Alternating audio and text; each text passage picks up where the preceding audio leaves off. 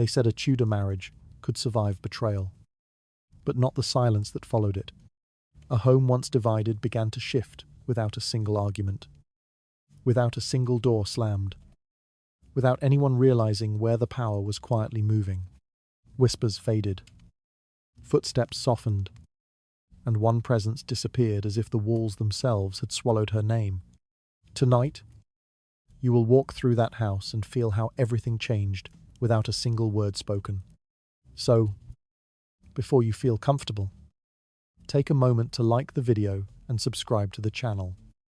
Only if your heart truly wants to. If you do like it, to leave a little comment letting me know what time it is where you are. Now, dim the lights. Adjust the pillow to fit your head. Maybe turn on a fan to create a relaxing atmosphere.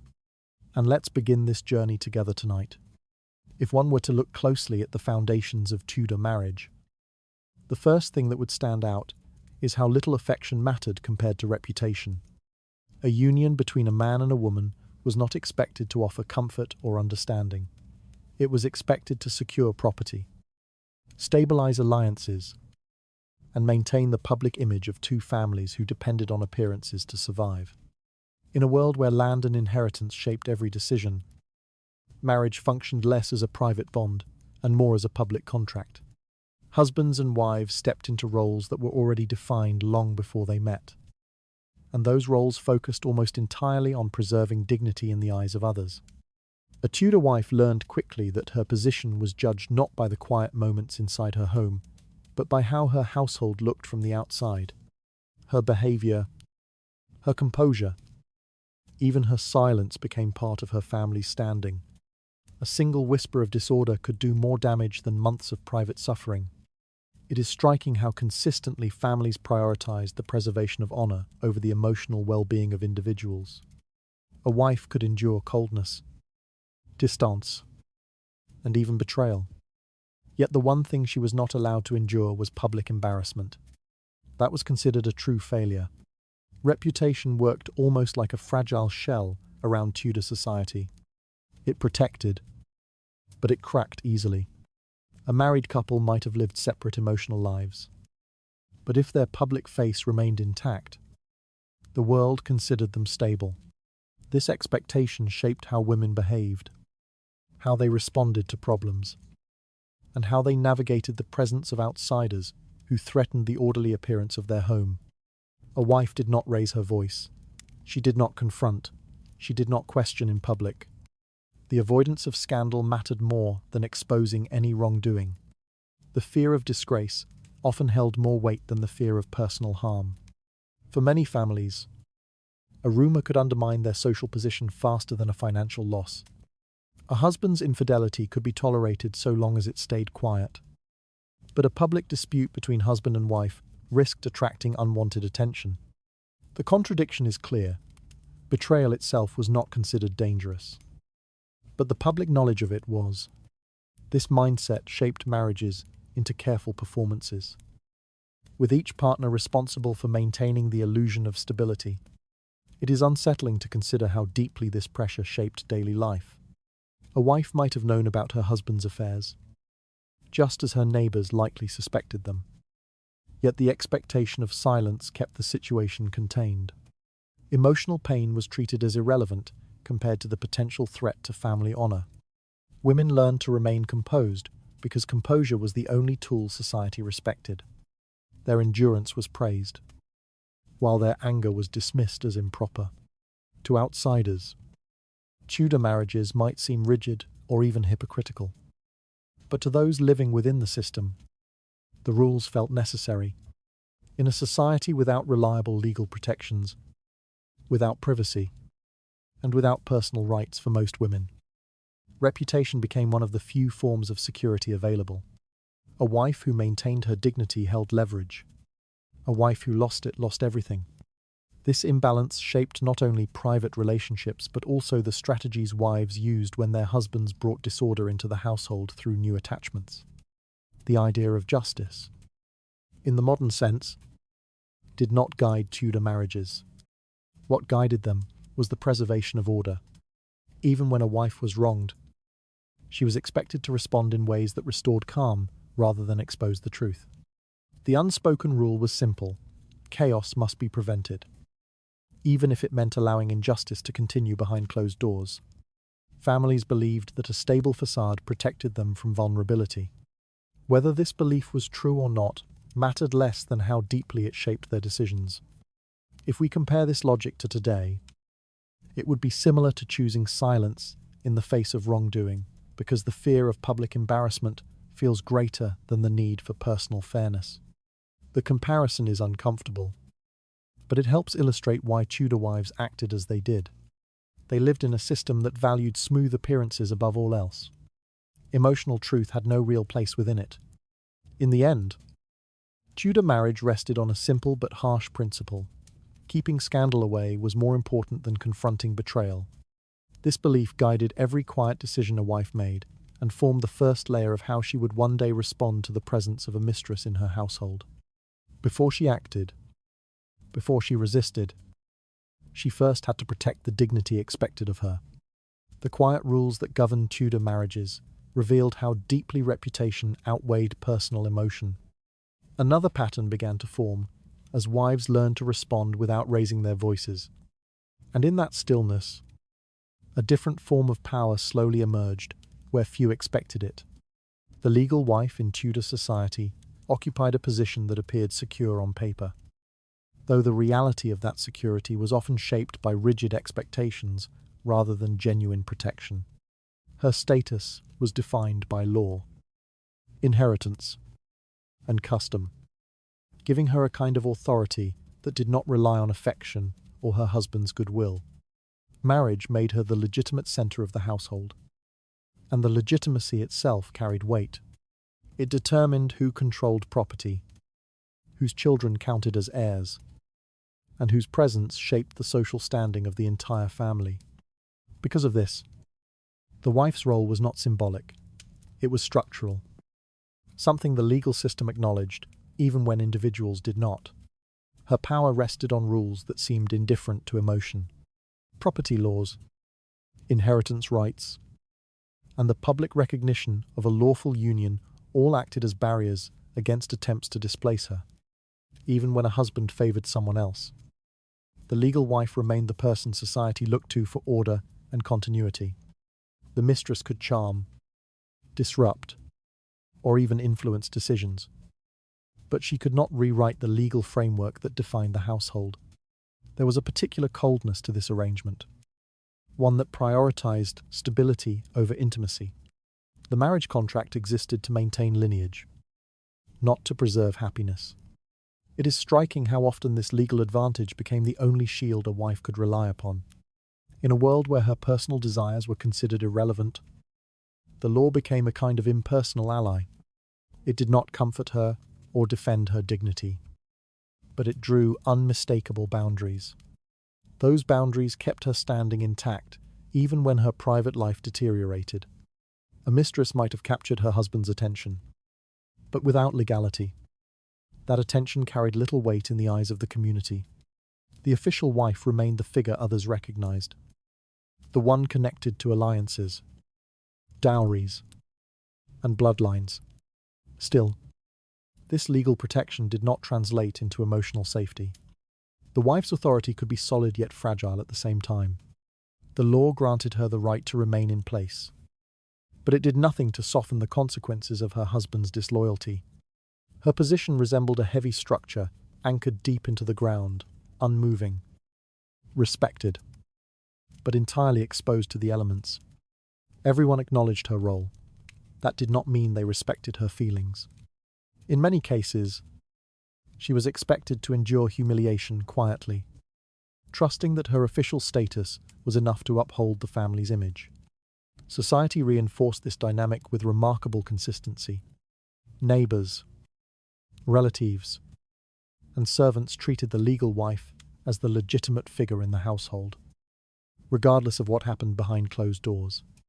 Her presence at events, her control over domestic routines, and her connection to broader family networks were all taken for granted.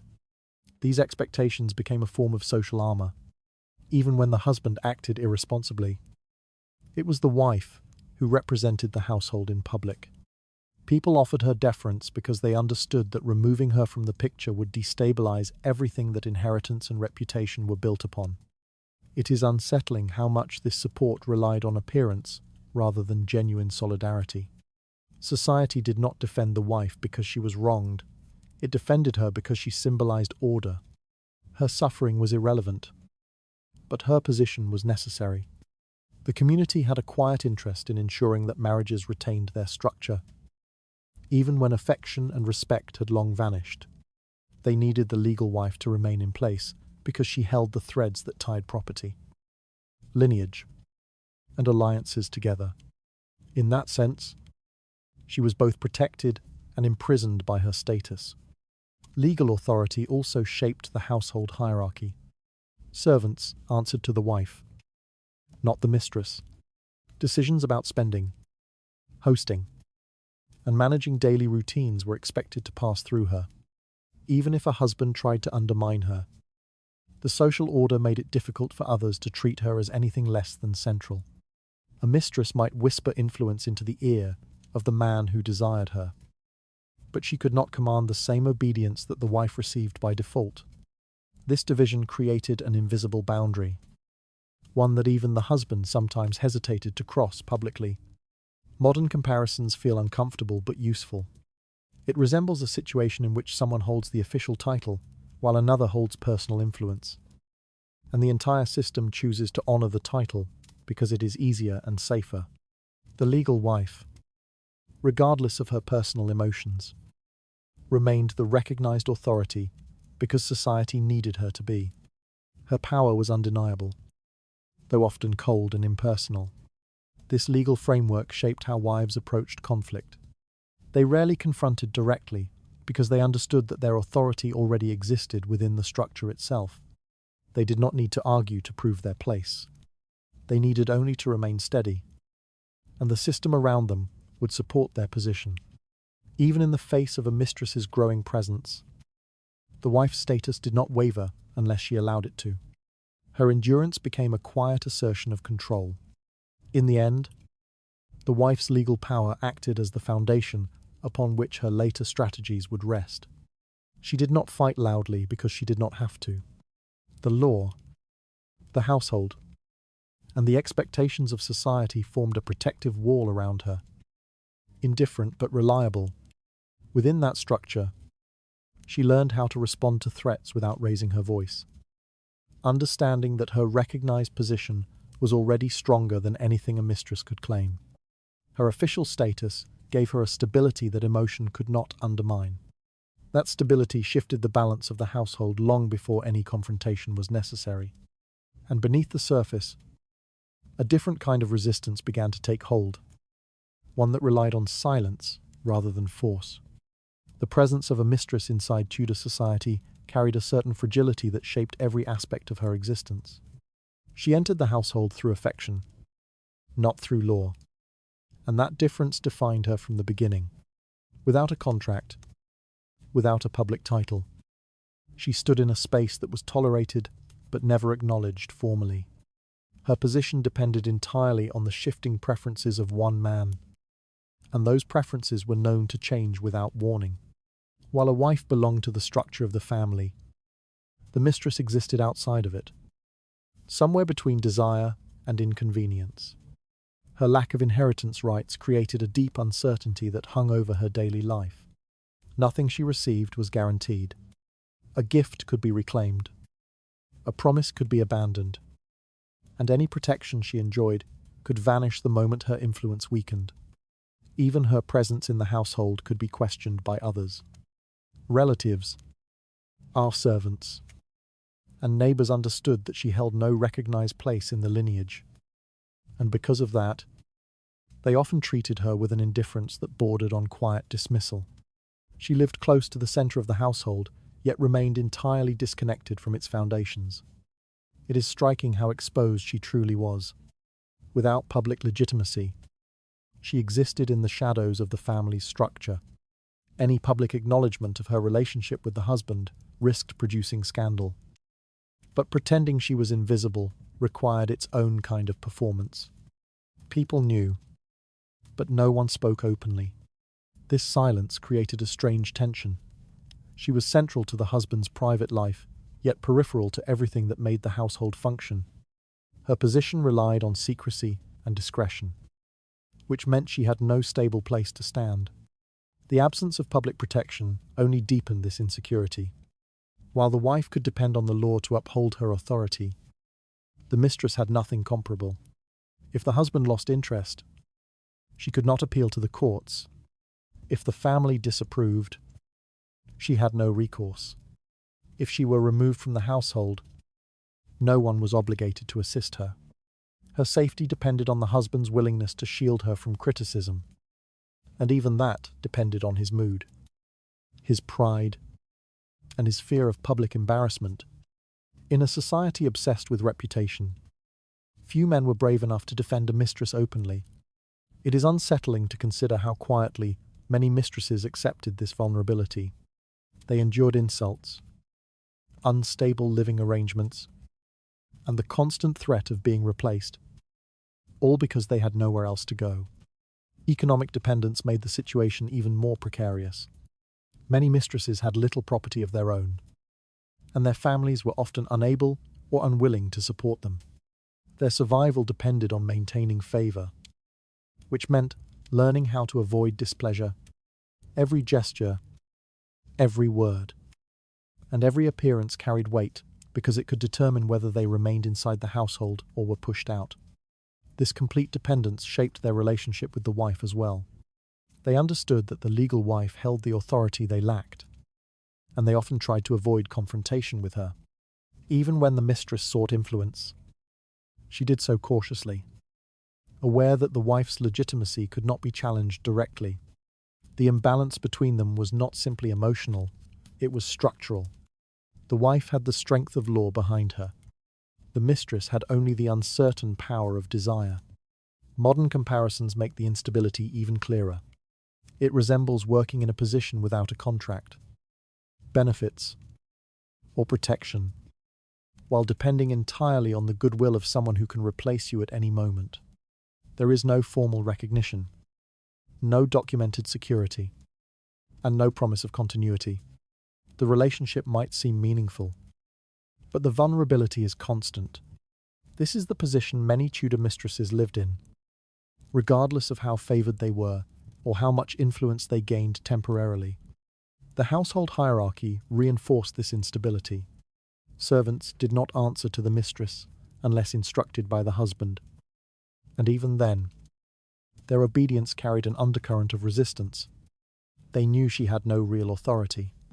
Her presence disrupted the established order, but she lacked the legitimacy to redefine it. She walked through the same halls as the wife, but never belonged to the same system. Everything she touched felt temporary, and every privilege she received felt conditional. Despite this, some mistresses attempted to build a sense of permanence by forming alliances inside the household, often with servants, all distant relatives, or individuals who wished to influence the husband indirectly. These relationships, however, were fragile. Without legal standing, any alliance could collapse the moment her favor declined. Even allies hesitated to support someone whose position could disappear overnight. In the end, the mistress existed in a space defined by uncertainty. She had no inheritance, no official role, and no recognized protection. Every part of her life depended on the husband's shifting interest, and society made no effort to ease her vulnerability. Her existence served as a reminder that affection alone could not secure stability in a world built around lineage and law. Her dependence created a tension that influenced everyone in the household. From that tension, another quiet shift began to alter the balance within the home. What emerged in the shadows carried consequences no one was prepared to name. Silence inside a Tudor household carried a kind of weight that was often more effective than words. A legal wife who chose not to question her husband, not to confront a mistress, and not to express jealousy in public, created a stillness that disrupted the expectations of everyone around her. People anticipated noise when they sensed conflict. They expected arguments, tears, or accusations. When none of those appeared, the absence itself drew attention. The wife's quietness did not signal acceptance. It signaled calculation, and that calculation unsettled the balance within the home. This silence worked because it forced others to fill the gaps with their own assumptions. Servants began to wonder why she said nothing. Relatives questioned whether she already knew more than she revealed. Even the husband, accustomed to receiving emotional responses, found himself confronted with an unfamiliar restraint. It is striking how quickly uncertainty spreads when the expected reaction does not arrive. The stillness around the wife became a kind of mirror, reflecting unease onto those who believed they had the upper hand. Her refusal to engage publicly deprived the mistress of the dramatic conflict she might have expected. A confrontation would have allowed the mistress to play the victim, to appeal to the husband's emotions, or to justify her presence. Instead, the wife offered nothing to resist. She did not plead, accuse, or cry. She simply remained composed. This composure created an uncomfortable contrast. One woman held legal authority, the other depended on shifting affection. Without a direct conflict, it became increasingly obvious which position was more stable. It is unsettling how silence can expose vulnerability more clearly than argument. The mistress, who once believed she held influence, now found herself unsure of how to measure the wife's intentions. Every small gesture seemed loaded with hidden meaning. A glance, a pause, or a carefully timed absence could create more tension than spoken hostility. The uncertainty damaged her sense of security, reminding her that her place was not guaranteed. The household began to feel less like a shared space and more like a stage where she did not know her cues. The husband, too, was affected by this shift. He may have expected drama, believing that a loud reaction would allow him to dismiss his wife as emotional or unreasonable. Instead, she denied him that option. Her quiet demeanor made his actions appear increasingly reckless in comparison. A public argument could be directed, controlled, or reframed. Silence offered no such opportunities. The lack of confrontation made him more aware of the social imbalance in his decisions, something he would rather ignore. The wife's restraint forced him to confront the consequences of his behavior without ever naming them. This subtle power shift often extended into public settings. When the wife attended gatherings, she presented a composed image that others respected. People noticed her restraint, her dignity, and her refusal to indulge in scandal. Even without speaking, she reinforced her position as the rightful figure at the center of the household.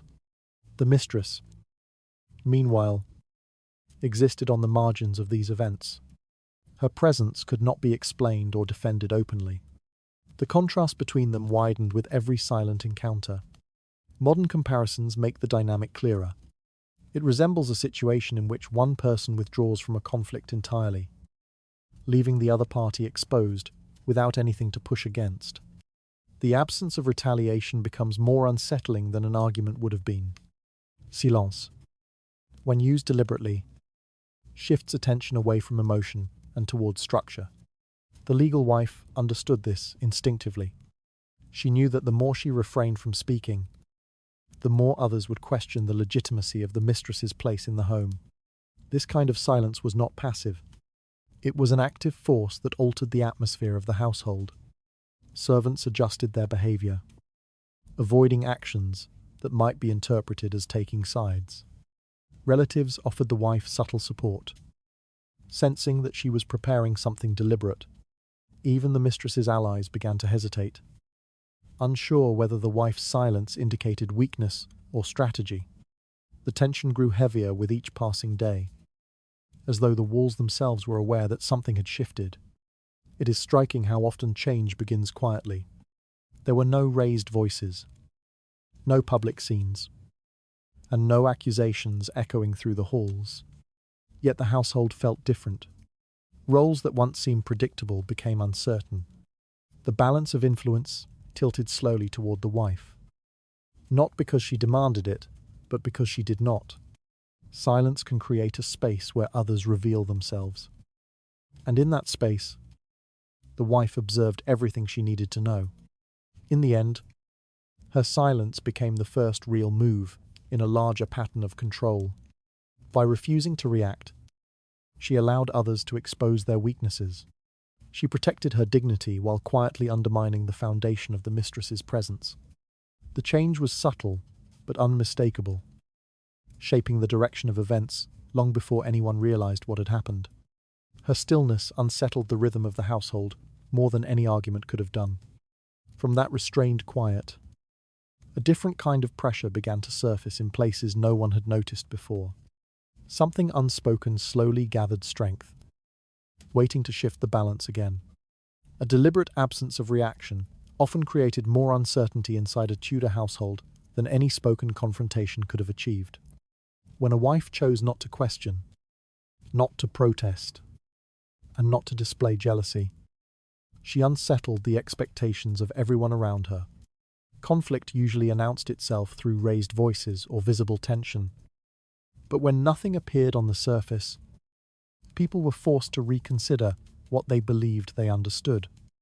This unexpected restraint became a quiet disturbance, shaping the atmosphere of the home in ways that were subtle but unmistakable. A wife who withheld her emotional response left opponents without a clear sense of direction. The mistress, accustomed to provoking insecurity or eliciting confrontation, suddenly found her efforts falling into a space, without anger or accusation to measure. She could not determine whether she had gained an advantage or stepped into danger. It is striking how easily confidence erodes when familiar patterns disappear. The absence of reaction became a mirror, in which the mistress saw her own instability more clearly. The refusal to create drama also removed one of the mistress's potential sources of power. A public dispute could have allowed her to present herself as misunderstood or mistreated, framing the wife as unreasonable or over-emotional. Without that conflict, her position remained undefined and unsupported. The wife's calmness made it evident which woman belonged to the household structure and which one existed only on its margins. In the silent contrast between legitimacy and intrusion, the mistress appeared increasingly vulnerable. This quiet strategy influenced the surrounding community as well. Observers who witnessed the wife's composed behavior interpreted it as maturity and dignity. They noted her steady routines, her measured presence, and her refusal to disturb social order. At the same time, any attempt by the mistress to assert visibility seemed disruptive by comparison. In a society that valued restraint, the contrast shaped public opinion naturally. The wife did not need to speak to earn support. She needed only to maintain her steady posture. The husband, too, experienced the effects of this shift. His actions, once softened by expectations of emotional responses, now faced a silent void. Without argument, he had no opportunity to redirect blame or justify his choices. He could not accuse the wife of exaggeration or irrationality, because she offered no reaction to twist or diminish. Her quietness forced him to confront the disparity between his desires and his responsibilities. In that silent space, the consequences of his behavior became clearer than he wished. Daily life inside the home absorbed this strategy. The wife continued her duties without alteration, managing servants, overseeing accounts, organizing gatherings, and maintaining routines that signaled her authority. The stability of her presence restored order even when her marriage was under strain. Meanwhile, the mistress found herself navigating an environment that responded to her inconsistently. Conversations paused when she entered. Servants measured their words. Relatives treated her with distant politeness. Without being confronted directly, she experienced a growing awareness of her tenuous position. A modern comparison would reveal the practicality of such restraint. When a person refuses to react to manipulation, the manipulator loses leverage. Their attempts lose force because there is no emotional response to seize upon. The Tudor wife recognized this instinctively. She understood that withholding reaction was not a sign of weakness. It was a calculated refusal that allowed her to retain control. In a society where law, custom, and appearance shaped power, she used the one tool that could not be turned against her. Beyond the household, the wife's restraint shaped informal networks. Relatives felt more comfortable offering support when she demonstrated consistency rather than distress. Servants, who navigated hierarchical shifts carefully, aligned themselves with the figure who maintained order rather than the one who disrupted it. Even acquaintances from outside the family sensed the difference between rightful authority and precarious intrusion. The wife's silence became a kind of unspoken claim. She was the stable center of the home, regardless of private tensions. It is unsettling how effective this method often proved. The mistress, unsure of the wife's intentions, struggled to maintain her influence. The husband, deprived of the emotional response he anticipated, began to recognize the imbalance created by his actions. The broader community, observing events through the filter of social expectation, strengthened the wife's position without needing to be persuaded. All of this occurred without a raised voice or an open challenge. The silence that surrounded the wife expanded into a quiet network of support. In the end, this strategy demonstrated that the absence of reaction could hold more power than confrontation. By remaining composed, the wife controlled the narrative before anyone realized it was shifting. Her stillness prevented others from defining her role or diminishing her standing. Without speaking, she repositioned herself at the center of the household structure, where legitimacy naturally belonged. Her calm refusal to engage left adversaries without direction, slowly drawing influence back toward her steady presence. From that quiet foundation, another subtle shift began to move through the household. A different form of pressure gathered beneath the surface, preparing to alter the balance once again. The physical arrangement of a Tudor household shaped power just as strongly as titles or laws. When a wife understood this, she learned to adjust the home's layout in ways that appeared practical on the surface, but carried deeper intention beneath. Rooms, corridors, and gathering spaces became quiet instruments of control. By choosing where people slept, where they entered, and where they were seen, she could influence the flow of daily life without uttering a single directive. What seemed like an ordinary organization slowly reshaped the atmosphere of the home. The mistress often felt the effects of these changes first, though rarely in ways she could openly protest. A small shift in her sleeping quarters, a new expectation for where she should take her meals, or a sudden reassignment of servants around her created subtle discomforts. None of these adjustments was hostile enough to challenge directly, yet each one narrowed the space available to her. It is striking how physical inconvenience can erode confidence more effectively than confrontation. A person who feels out of place eventually begins to act like they are out of place. Reducing opportunities for private meetings between the husband and mistress required even fewer visible actions. The wife needed only to increase her presence in the household's shared areas, adjust schedules, or reposition certain family members in ways that made encounters less convenient. A strategically timed visit from a relative, a servant lingering longer than usual, or a sudden need to inspect the household accounts created interruptions that seemed incidental. These interruptions, repeated daily, made secrecy harder to maintain. The relationship that once relied on stolen moments began to face logistical barriers that weakened its intensity. It is unsettling how easily the structure of a home can isolate an unwanted presence. Corridors became longer, doors became noisier, and the mistress found herself passing through spaces where she felt watched, even when no one spoke to her. The household, once a place where she moved quietly alongside her husband, now felt unfamiliar. She did not have the authority to object to these changes, because every adjustment could be explained as routine management. The more she tried to navigate the shifting layout, the more aware she became of how little control she actually possessed. The wife's strategy also shaped the household's social visibility. By controlling where the mistress appeared, or more importantly, where she did not appear, she influenced how others perceived the situation. Formal gatherings, visits from relatives, and household meals were arranged in ways that made the mistress's presence impractical. Perhaps she was seated far from meaningful conversation, or placed in a corner where her role appeared unclear.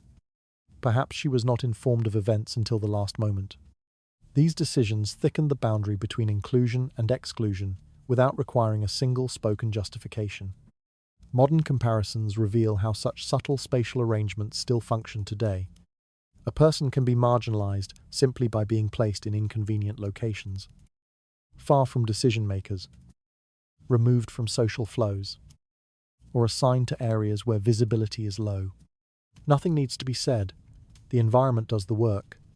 The Tudor wife understood this long before such dynamics were formally recognized. She recognized that control over space meant control over narrative. Even the servants played a role in reinforcing these adjustments. They followed the wife's instructions and movements with practiced obedience, guiding guests through certain corridors, preparing specific rooms, or placing chairs and objects to direct the flow of interaction. Servants knew which side of the household held legitimacy.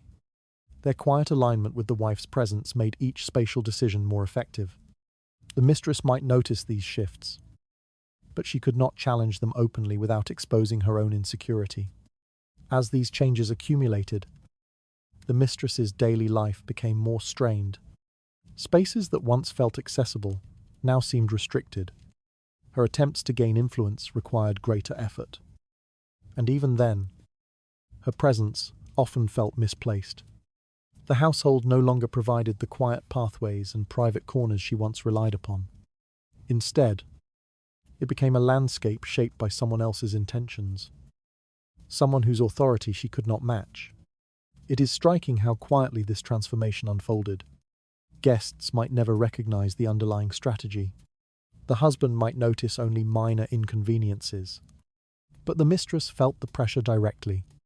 Her world shrank room by room, doorway by doorway, until the household no longer supported her presence comfortably. The wife had not raised her voice or issued commands.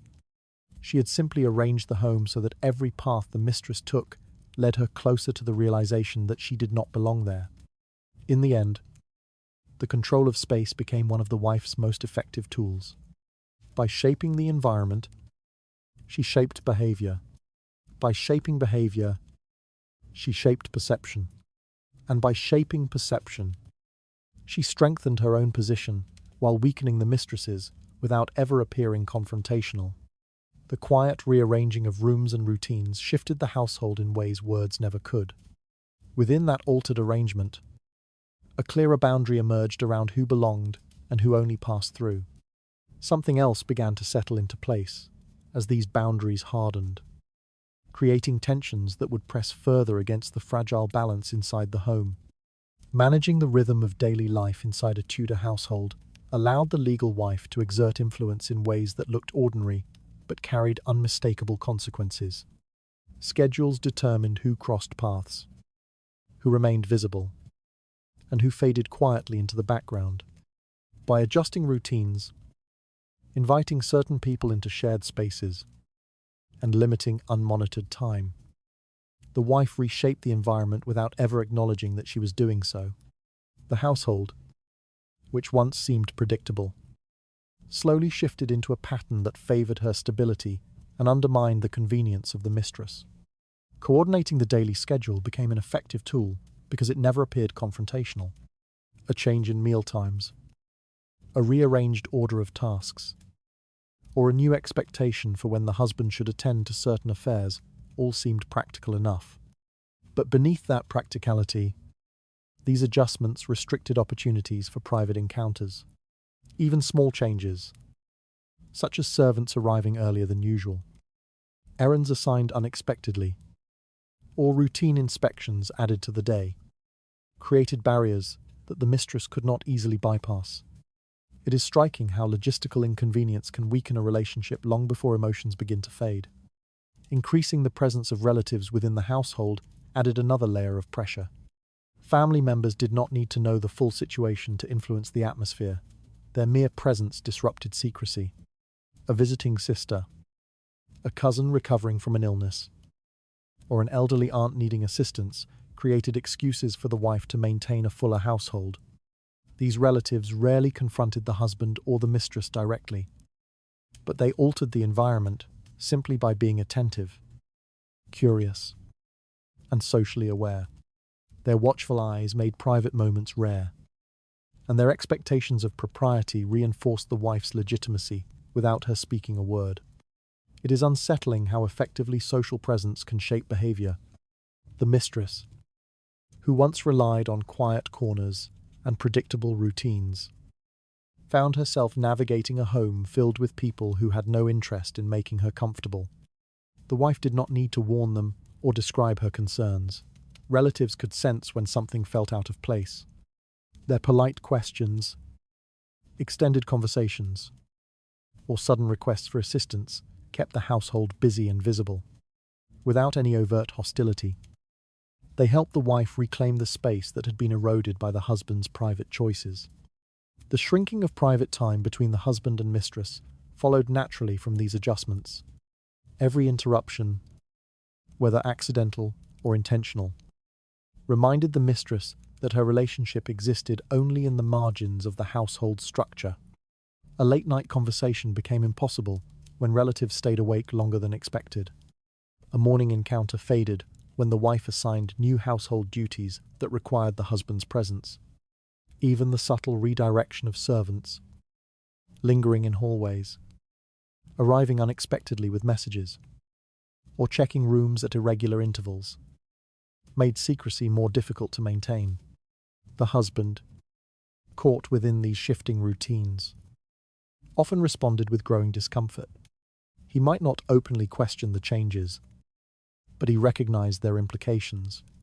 The convenience that once allowed the affair to flourish slowly disappeared, replaced by a daily rhythm that offered little room for indulgence. At the same time, he could not reasonably object to the adjustments. They appeared practical, familial, or socially necessary. The wife had not accused him, argued with him, or exposed him. She had simply restored the structure of the household, which forced him to confront the imbalance he had created. A modern parallel would resemble a workplace or family environment where schedules tighten, supervision increases, and opportunities for unsanctioned behavior diminish. No one announces a new rule. The environment simply becomes less accommodating. The change is subtle but unmistakable. The Tudor wife, fully aware of these dynamics, used them to her advantage, not through force, but through constant, quiet redirection. Inside the household, these shifts altered the emotional texture of daily life. The wife appeared steady and consistent, continuing her responsibilities with calm authority. Relatives supported her by their presence alone. Servants recognized the new rhythm and adapted quickly, following her lead in reinforcing order. Meanwhile, the mistress faced obstacles she could neither name nor overcome. Every day felt slightly more constrained, slightly less intimate, slightly more surveilled. Her attempts to maintain closeness with her husband required greater effort, and even then, the environment resisted her. It is striking how gradually this pressure built. No argument erupted, no confrontation took place, and no accusations were spoken aloud.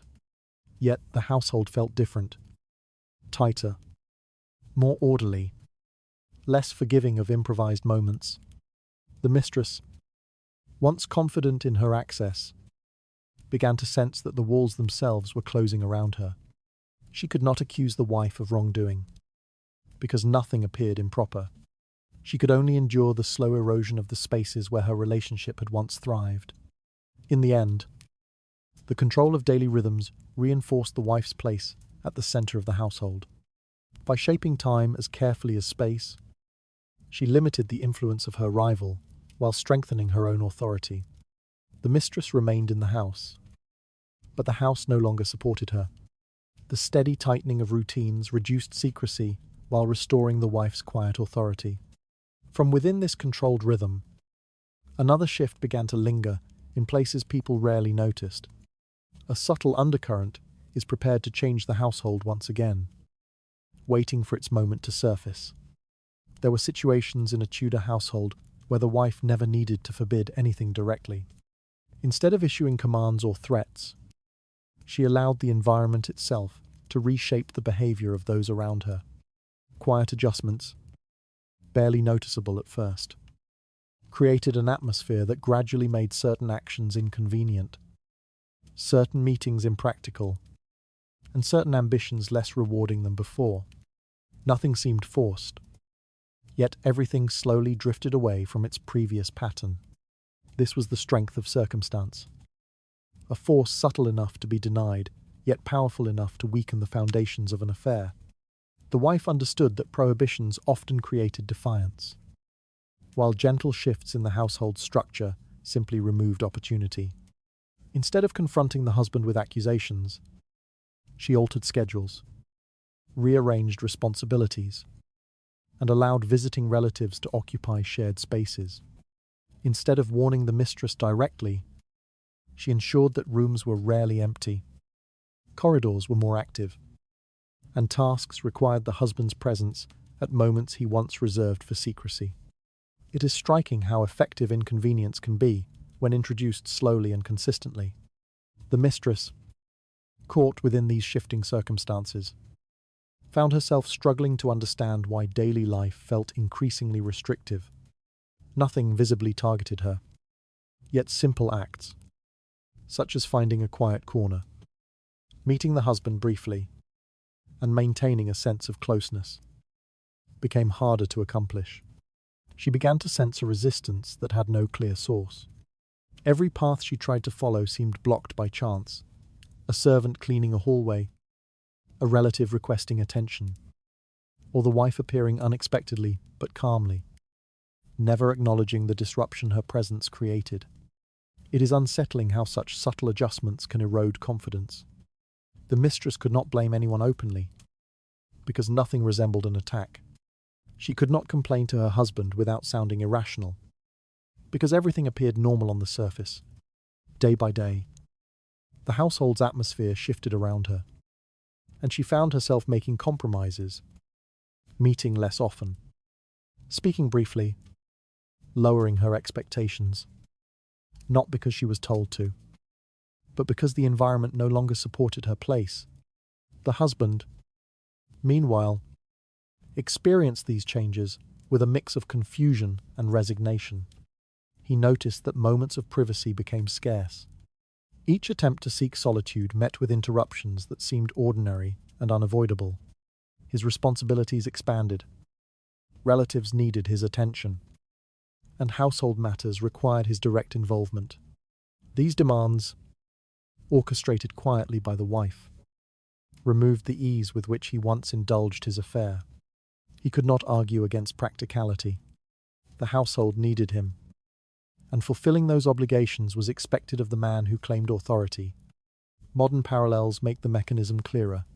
When a system shifts around a person, they adjust their behavior without realizing they are being guided.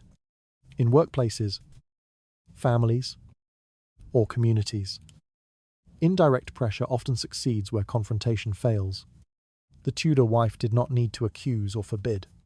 She relied on circumstance to do the work, trusting that repeated inconvenience would drain the affair's momentum. The impact extended into the social sphere of the household. Servants, sensing the wife's quiet authority and the mistress's precarious position, became more attentive to the routines she shaped. Their movements aligned with her expectations without requiring instruction. Relatives, encouraged by her steady composure, occupied common areas more willingly, filling spaces that once offered secrecy. Guests arrived at convenient moments, lingering long enough to disrupt intimacy. No one was told to monitor or intrude. They simply acted according to the environment reshaped around them. The mistress began to feel these pressures in ways she could not articulate. She noticed that doors opened at unfortunate times. Conversations ended abruptly when she approached, and shared spaces felt crowded at the most inconvenient moments. These experiences accumulated into a sense of displacement, as though the house itself was rejecting her presence. It was not hostility she faced, but indifference, an indifference that carved away her access little by little. It is striking how thoroughly this method could shift household dynamics. No orders were issued, no lines drawn, and no accusations spoken. Yet everyone moved differently. The wife, steady and composed, maintained her role at the center of the household. The husband drifted back toward the routines expected of him. The mistress found the walls closing in around her, not through force, but through the quiet pressure of changed circumstances. In the end, the wife demonstrated that influence did not require confrontation. By reshaping the environment, she reshaped behavior. By reshaping behavior, she reshaped relationships. And by reshaping relationships, she restored a sense of order that had been slipping away, all without ever raising her voice. The gradual shift in circumstances made the household feel less welcoming to anything hidden, narrowing the spaces where secrecy once lived. Through those tightened conditions, a different pattern of control began to emerge quietly. In the shadows of this new rhythm, something deeper was prepared to settle into the structure of the home. The social world surrounding a Tudor household carried its own quiet authority, one that could shape reputations without a single explicit accusation. A wife who understood this used subtle gestures rather than direct statements to influence how others perceived the situation inside her home. Her presence at gatherings, her carefully chosen remarks, and even her silences created small shifts in how relatives, neighbors, and acquaintances interpreted what they observed. These shifts rarely pointed fingers, but they guided attention, and attention was often more powerful than confrontation. A soft comment delivered at the right moment, something as simple as noting how busy the husband had been recently or mentioning changes in household routines, prompted others to form their own conclusions. The wife never needed to state her suspicions. She allowed the community to fill in the spaces left between her words. Tudor society, already alert to impropriety, carried these suggestions far beyond the room where they began. It is striking how quickly speculation spreads when people sense that something is wrong but cannot identify it directly. The wife's restraint made these suggestions more effective. Because she did not express anger or accusation, listeners interpreted her remarks as genuine concern rather than manipulation. They believed they were discovering patterns on their own. In a culture where reputation shaped opportunity, these subtle impressions mattered. Relatives watched the husband more closely, noting signs they had previously ignored. Neighbors observed who entered and left the house at certain hours. Even servants, whose opinions often drifted quietly through social circles, began to share their impressions with greater caution. It is unsettling how easily suspicion forms without explicit direction. Once the community sensed that something might be amiss, it needed little encouragement to construct its own narrative. The mistress, who already lacked legitimacy, found herself facing the weight of collective scrutiny. People who once ignored her now examined her behavior with quiet judgment. A look held too long, a moment of hesitation, or a misplaced comment became fuel for whispers. She had no defense against this pressure because no one accused her openly. She simply felt the atmosphere shift around her. The wife did not need to orchestrate these reactions. She only needed to allow them room to grow. Her calm presence at gatherings contrasted sharply with the mistress's uncertain position. When she entered a room, people turned to her naturally, recognizing her authority. When the mistress appeared, the interactions felt different, stiffer, reluctant, marked by the awkward politeness given to someone whose place is unclear. These social cues reinforced the hierarchy without a word being spoken. The husband, too, became aware of the changing tone in how others interacted with him. Conversations grew shorter, glances lingered, and polite questions carried an undercurrent of suggestion. He sensed that those around him were watching, evaluating, drawing their own conclusions. This shift made him less willing to appear with the mistress in ways that risked reinforcing the suspicions already forming. Even if he did not fully acknowledge the consequences of his actions, the pressure of social perception began to shape his choices. Modern parallels show how powerful this type of indirect influence remains. A single comment made in a neutral tone can shift an entire group's understanding of a situation. People rarely need explicit direction to form opinions. They simply need an entry point. The Tudor wife recognized this mechanism long before it was studied formally.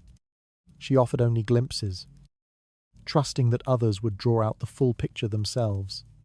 The mistress, increasingly aware of this shift, felt the pressure with growing intensity.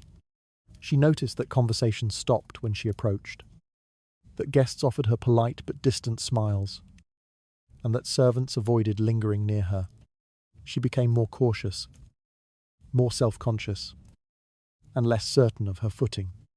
Even moments that once seemed harmless now felt scrutinized. The household that once offered her private advantages started to feel like a public stage on which she did not know her role. It is striking how thoroughly social perception can reshape relationships. The wife remained steady, dignified, unshaken by the currents she had quietly set in motion. The community aligned with her naturally because her position matched their expectations of legitimacy. The mistress, unable to counter these shifts, experienced isolation without a single word directed against her. In the end, the wife's subtle use of social attention served as another quiet assertion of control.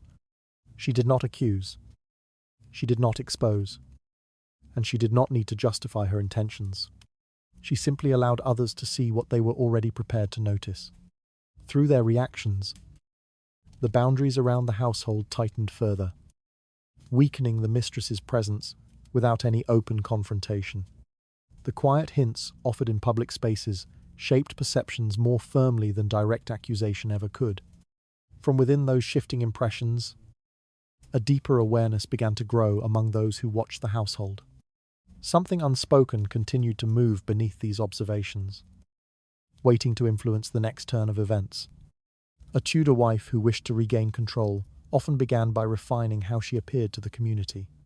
Public perception carried enormous weight, and a woman who presented herself according to the expected moral standards quickly earned sympathy, even without asking for it. Her composure, her modest behavior, and her consistent dedication to household responsibilities formed a picture that aligned perfectly with what society believed a virtuous wife should be. This picture strengthened her standing regardless of what turbulence existed behind closed doors. She attended church regularly, greeted neighbors with measured politeness, and maintained a calm demeanor in every gathering. Nothing about her behavior suggested instability or resentment. It is striking how effectively such steadiness influenced those around her. People preferred to support someone who appeared reliable, someone who mirrored the values they wished to see in themselves. By embodying these expectations, she positioned herself as the natural focal point of the household's moral structure. Her presence became reassuring, even admirable, reinforcing a narrative that required no explanation. The contrast this created with the mistress was immediate and sharp. While the wife represented decorum and legitimacy, the mistress represented disruption, even if she never spoke a word out of turn. Tudor society had little patience for women who occupied ambiguous positions, and even less patience for those who gained influence through private relationships rather than formal roles. No matter how quietly the mistress tried to move, her very status placed her outside, accepted boundaries. Against the backdrop of the wife's polished image, her presence looked increasingly inappropriate. It is unsettling how quickly communities draw distinctions between belonging and intrusion. The wife's consistent adherence to public expectations made people overlook her private struggles. They admired her resilience, her dignity, and her ability to maintain order despite stress. This admiration strengthened her social network. Relatives offered more support. Neighbors approached her with warmth rather than curiosity. Even servants felt more grounded when she was present, responding to her instructions with renewed confidence. The household, shaped by her steadiness, became a space where her authority felt natural, almost inevitable. Her moral image also influenced how the husband viewed her, even if he resisted acknowledging it. A wife who carried herself with dignity made his actions appear increasingly careless. Her calm and respectful behavior toward others drew attention to the imbalance he had created. In public spaces, he could not easily dismiss or diminish her because she did nothing that undermined her own position. She embodied the expectations placed on a wife, leaving him without justification for the tension he had brought into the home. Modern parallels show how powerful perception remains. A person who maintains professionalism, reliability, or moral steadiness gains support without demanding it. Others naturally gravitate toward them, trusting their consistency. The Tudor wife, centuries earlier, relied on these same principles long before such dynamics were studied or acknowledged. She recognized that to win in the long term, she needed to strengthen the foundation of her legitimacy, not by force, but by quietly embodying the values the community already held. Through this cultivated image, she reclaimed emotional and social territory that might otherwise have been eroded. Each respectful greeting, each calm appearance at gatherings, and each demonstration of responsibility reinforced her place at the center of the household. People began to speak of her with admiration, describing her as patient, steady, and dignified. These conversations traveled farther than she ever needed to walk. They formed a protective circle around her, one that subtly encouraged others to support her interests. Meanwhile, the mistress could not match this influence. She had no official position to reinforce, no public structure to uphold, and no socially acceptable narrative to rely on. Even if she behaved well, her role remained illegitimate, making her efforts appear insincere or misplaced. The community's praise of the wife indirectly cast the mistress into a deeper shadow. She found herself isolated in ways she could not counter, because the battle was not fought through confrontation but through reputation. It is striking how a single person's steady presence can shift the emotional balance of an entire household. The wife's moral image, carefully maintained, transformed her into a figure others looked toward for guidance. Her legitimacy was no longer just legal, it became emotional and social. People trusted her narrative without her ever needing to voice it. The mistress, reduced by comparison, struggled to maintain a sense of belonging. In the end, the creation of this idealized image gave the wife a form of power that could not be taken from her. It positioned her as the rightful authority within the household and the community beyond it. Her commitment to appearing measured and virtuous strengthened her influence more effectively than any confrontation could have done. Her cultivated composure shaped how the entire community perceived the household, drawing sympathy and support to her naturally. Through that widening circle of trust, a deeper shift in loyalty began to anchor itself quietly. In the space shaped by those loyalties, something even more decisive was prepared to emerge. Family networks in Tudor society held a quiet but persistent influence, reaching into households in ways that were subtle yet deeply effective. When a wife sought to regain control, she often relied on these networks rather than confrontation. Relatives did not need explicit instructions. Their loyalty, social expectations, and shared sense of propriety guided their behavior naturally. A visit from a sister, a prolonged stay by a cousin, or the frequent presence of an elderly aunt introduced new dynamics that shaped the household without creating open conflict. Their presence alone strengthened the wife's position, creating a buffer that the mistress could not easily navigate. These relatives acted as extensions of the wife's authority. They observed everything: movements, conversations, expressions, and their quiet judgments spread through social circles with ease. A subtle remark about household routines, a carefully phrased concern, or a quiet conversation with a neighbor created ripples that reached far beyond the home. No accusations were needed. The family's mere awareness suggested that something was amiss, and their involvement signaled support for the wife. It is striking how the combined weight of multiple voices, none of them loud, could shift public sentiment more effectively than a single confrontation. The messages they carried were almost always informal. A visiting relative might mention to an acquaintance that the household had felt different lately, or that the wife had been carrying a great deal on her shoulders. These comments required no elaboration, because Tudor society excelled at filling in unspoken gaps. People preferred hints over declarations. They trusted what they believed they had discovered on their own. The wife understood this and allowed her relatives to speak gently, in ways that seemed harmless, but guided perception with remarkable precision. It is unsettling how quickly such informal channels isolate someone who lacks legitimacy. The mistress, already uncertain of her place, became increasingly aware of the subtle distance others created around her. Relatives greeted her politely, but with restrained warmth. Their conversations rarely included her. Their glances lingered a moment too long.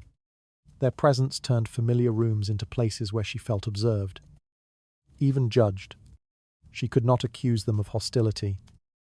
Yet she sensed clearly that she was not welcome within the social fabric they represented. The husband, too, recognized this shift, though he might not admit it openly.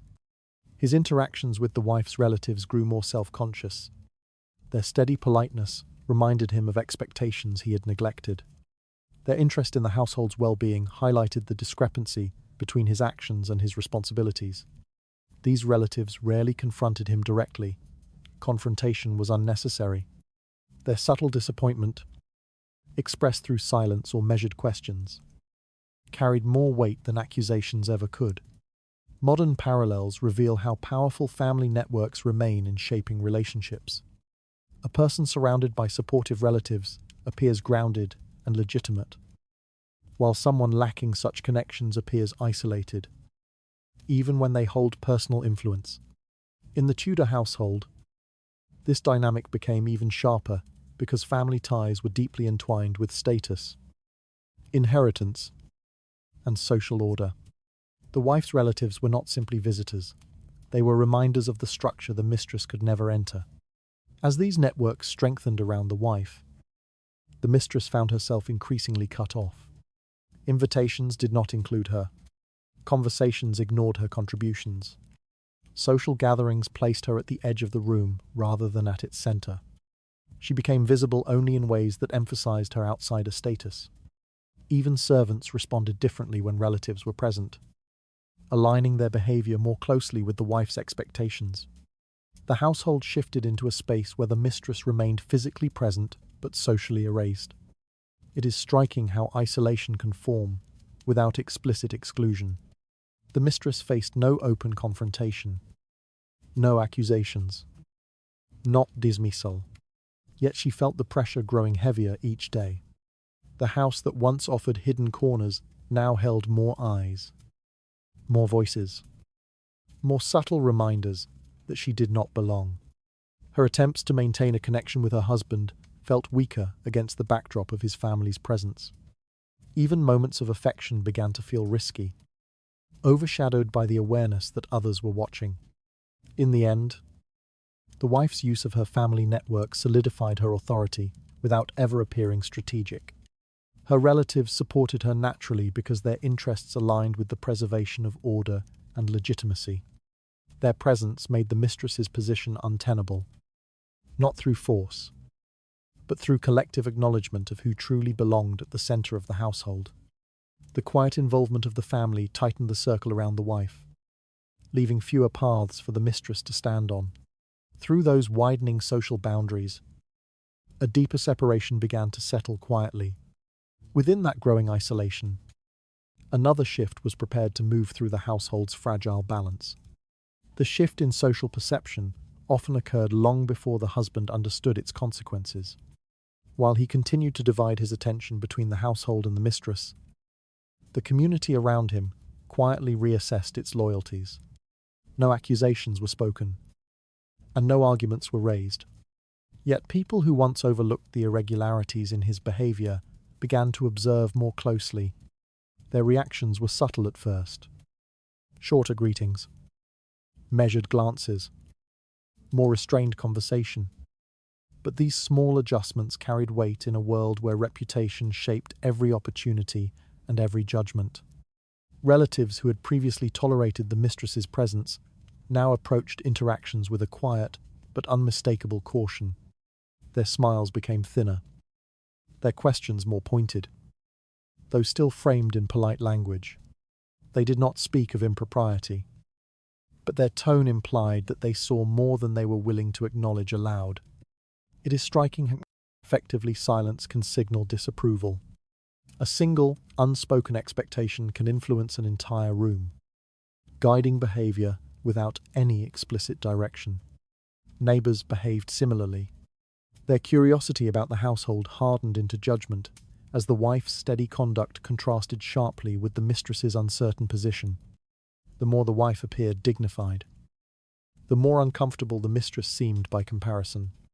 Invitations that once included the husband and his companion grew less frequent.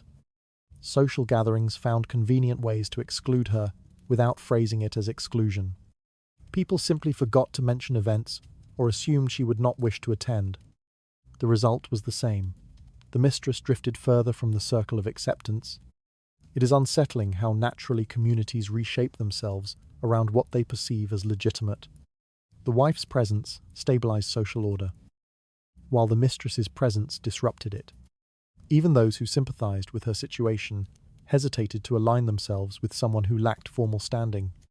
In Tudor society, survival often depended on choosing the side most likely to endure, and everyone understood that the wife, with her legal authority and composed behavior, represented permanence, whereas the mistress represented uncertainty. The husband, however, remained largely unaware of these changing dynamics. He interpreted the quiet politeness of others as ordinary courtesy and failed to recognize how their interactions had shifted. He did not notice that conversations ended more quickly when he steered them toward personal matters, or that relatives avoided stepping too close to the topic of his relationship. To him, the world appeared steady, unchanged. He assumed that silence indicated neutrality, never realizing that silence often served as a warning. Meanwhile, the mistress felt the impact with far greater clarity. Social spaces that once offered her refuge now felt colder and narrower. People made room for her physically but not socially. She sensed that she was being observed not out of curiosity, but out of caution. A misplaced word or an unguarded expression carried consequences she could not predict.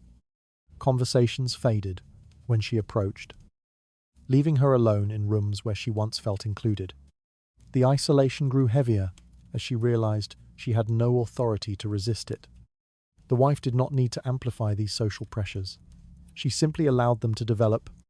Her steady composure continued to reinforce her moral standing, drawing sympathy from others without requiring her to speak. The community saw her patience, her dignity, and her resilience, and responded with support that fed back into the household's shifting balance. She did nothing dramatic, yet everything moved toward her, because she represented the order that Tudor society valued above all else. Modern comparisons show how similar patterns persist today. When a group senses that someone's position is unstable or inappropriate, they adjust their behavior in ways that create distance without confrontation. The person being pushed out often feels the change long before the person who triggered it. This quiet social realignment rarely announces itself. It simply happens, shaped by shared understanding rather than explicit decisions. In the Tudor home, this realignment meant that the mistress stood increasingly alone. Her relationship with her husband could not protect her from the collective discomfort growing around her. She lacked the legitimacy needed to counter the shifting sentiment. and her vulnerability deepened with every unspoken judgment. The husband, unaware of the gravity of the shift, continued to move through the household, believing that nothing essential had changed. It is striking how one person can be removed from a social circle without any formal action taken against them. No one accused the mistress. No one confronted her. And no one demanded her departure. Yet she felt the tightening boundary around her with unmistakable clarity. The community had made its decision quietly, and she was left to absorb the consequences alone. In the end, the wife's position strengthened, not through force, but through the natural gravity of social order. The mistress found herself drifting toward the edge of that order, pushed not by hostility, but by collective preference for legitimacy and stability. The quiet turn of social attention reshaped the household long before the husband noticed the shift. Through that silent movement, loyalties drew closer to the wife's steady presence. A deeper isolation began to surround the outsider, preparing the ground for what would come next. Servants formed the quiet backbone of every Tudor household, moving through corridors and chambers with a familiarity that allowed them to witness more than anyone realized. They heard arguments muffled behind doors, noticed changes in the husband's temper, and observed who entered which room and at what hour. Their knowledge was never neutral. In a world where information traveled faster than formal announcements, the stories they repeated, or chose not to repeat, shaped reputations long before official judgment could intervene. A wife who understood this learned to guide the household's internal conversations with precision. She did not issue direct commands because overt control bred resistance. Instead, she cultivated an atmosphere where certain topics simply did not grow. Servants sensed which conversations were unwelcome. They recognized when the wife's measured silence meant that a subject should fade quietly. They understood that her calm presence in the kitchen or the laundry room served as both reassurance and warning. Without raising her voice, she set the tone for what was acceptable to share. Those who wished to keep their positions aligned themselves with her expectations naturally. Small gestures carried more force than explicit rules. A servant who repeated an unverified rumor might find their duties suddenly reassigned, their proximity to important rooms reduced. Another, who demonstrated discretion, could be rewarded with tasks closer to the wife's private chambers, gaining both trust and opportunity. These shifts were subtle enough to avoid confrontation, yet clear enough for the staff to interpret. Over time, the household learned to filter stories before they reached the wrong ears. Unfavorable narratives concerning the wife rarely survived past their first retelling. At the same time, the wife carefully monitored the flow of information surrounding the mistress. She did not need to humiliate or accuse her. She only needed to prevent stories that favored the mistress from taking root. Servants who attempted to speak kindly of her found fewer listeners. Their remarks were met with short responses, redirected conversations, or a pointed silence that reminded them of the house's true loyalties. Gradually, the staff learned that neutrality was safest. In such an atmosphere, the mistress's image could not gain support. Even her harmless actions appeared ambiguous when shared through hesitant voices and cautious retellings. The wife also understood the power of adjusting how stories traveled outside the household. When speaking with neighbors or relatives, she maintained a steady tone, never defensive, never emotional. Her restraint gave weight to her version of events. Her composure made her words more believable than any heated justification. She allowed others to fill in the details themselves, trusting that their assumptions would align with her quiet dignity. In the absence of competing narratives, her story became the default truth, circulating through the community with the soft but persistent force of inevitability. Meanwhile, the mistress struggled against an invisible barrier. Conversations shifted when she entered a room. Servants responded politely, but without warmth. Requests took longer to fulfill. Information reached her slowly, if at all. Even the husband's attention could not grant her access to the subtle networks that maintained order. She sensed that something was wrong, but could not identify exactly where the resistance originated. That uncertainty pressed on her daily, shaping her behavior with a quiet fear. She was losing ground in ways she could not name. It is striking how effectively information can be shaped without direct manipulation. A withheld detail here, a softened phrase there. And soon, the truth takes on a different form. Modern dynamics echo this pattern. Workplaces, families, and institutions often thrive on informal channels where perception replaces fact. And the person who controls tone, rather than content, wields the greatest power. In the Tudor household, the wife held this advantage with a steady hand. The husband rarely noticed the transformation. He believed his servants behaved as they always had. Unaware that the house operated according to his wife's chosen rhythm, his attention drifted between daily duties and private distractions, leaving ample space for the wife to guide the narrative in ways he would not recognize. By the time he realized that certain stories had faded while others remained unchallenged, the shift had already settled too deeply to reverse. In the end, the wife's influence over the servants and the household's internal information flow became one of her strongest tools.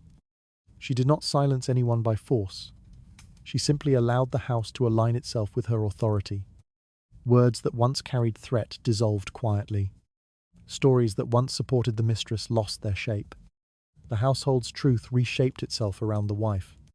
The household slowly adjusted to a single, careful rhythm, leaving little room for any story that challenged her steadiness.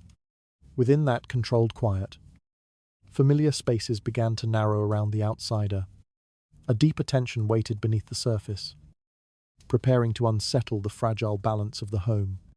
Her approach shifted into something quieter, something that carried weight without raising a single voice. She understood that open hostility would only feed drama, granting the mistress a sense of importance she did not deserve. Instead, she allowed a controlled distance to take shape, an emotional coolness that spread through the house with deliberate steadiness. Nothing in her behavior could be called unkind. Nothing could be called confrontational. Yet every moment signaled a boundary that could no longer be crossed. This detachment worked its way through daily routines. When she entered a room, she acknowledged everyone except the woman who hoped to unsettle her marriage. Not rudely, not with accusation, but with a composed neutrality that stripped the mistress of significance. A simple nod to a servant, a brief conversation with a family member, a calm request regarding household matters. The wife moved through these interactions with the certainty of someone who knew exactly where she stood. The mistress, by contrast, existed at the edge of each scene, visible yet unacknowledged.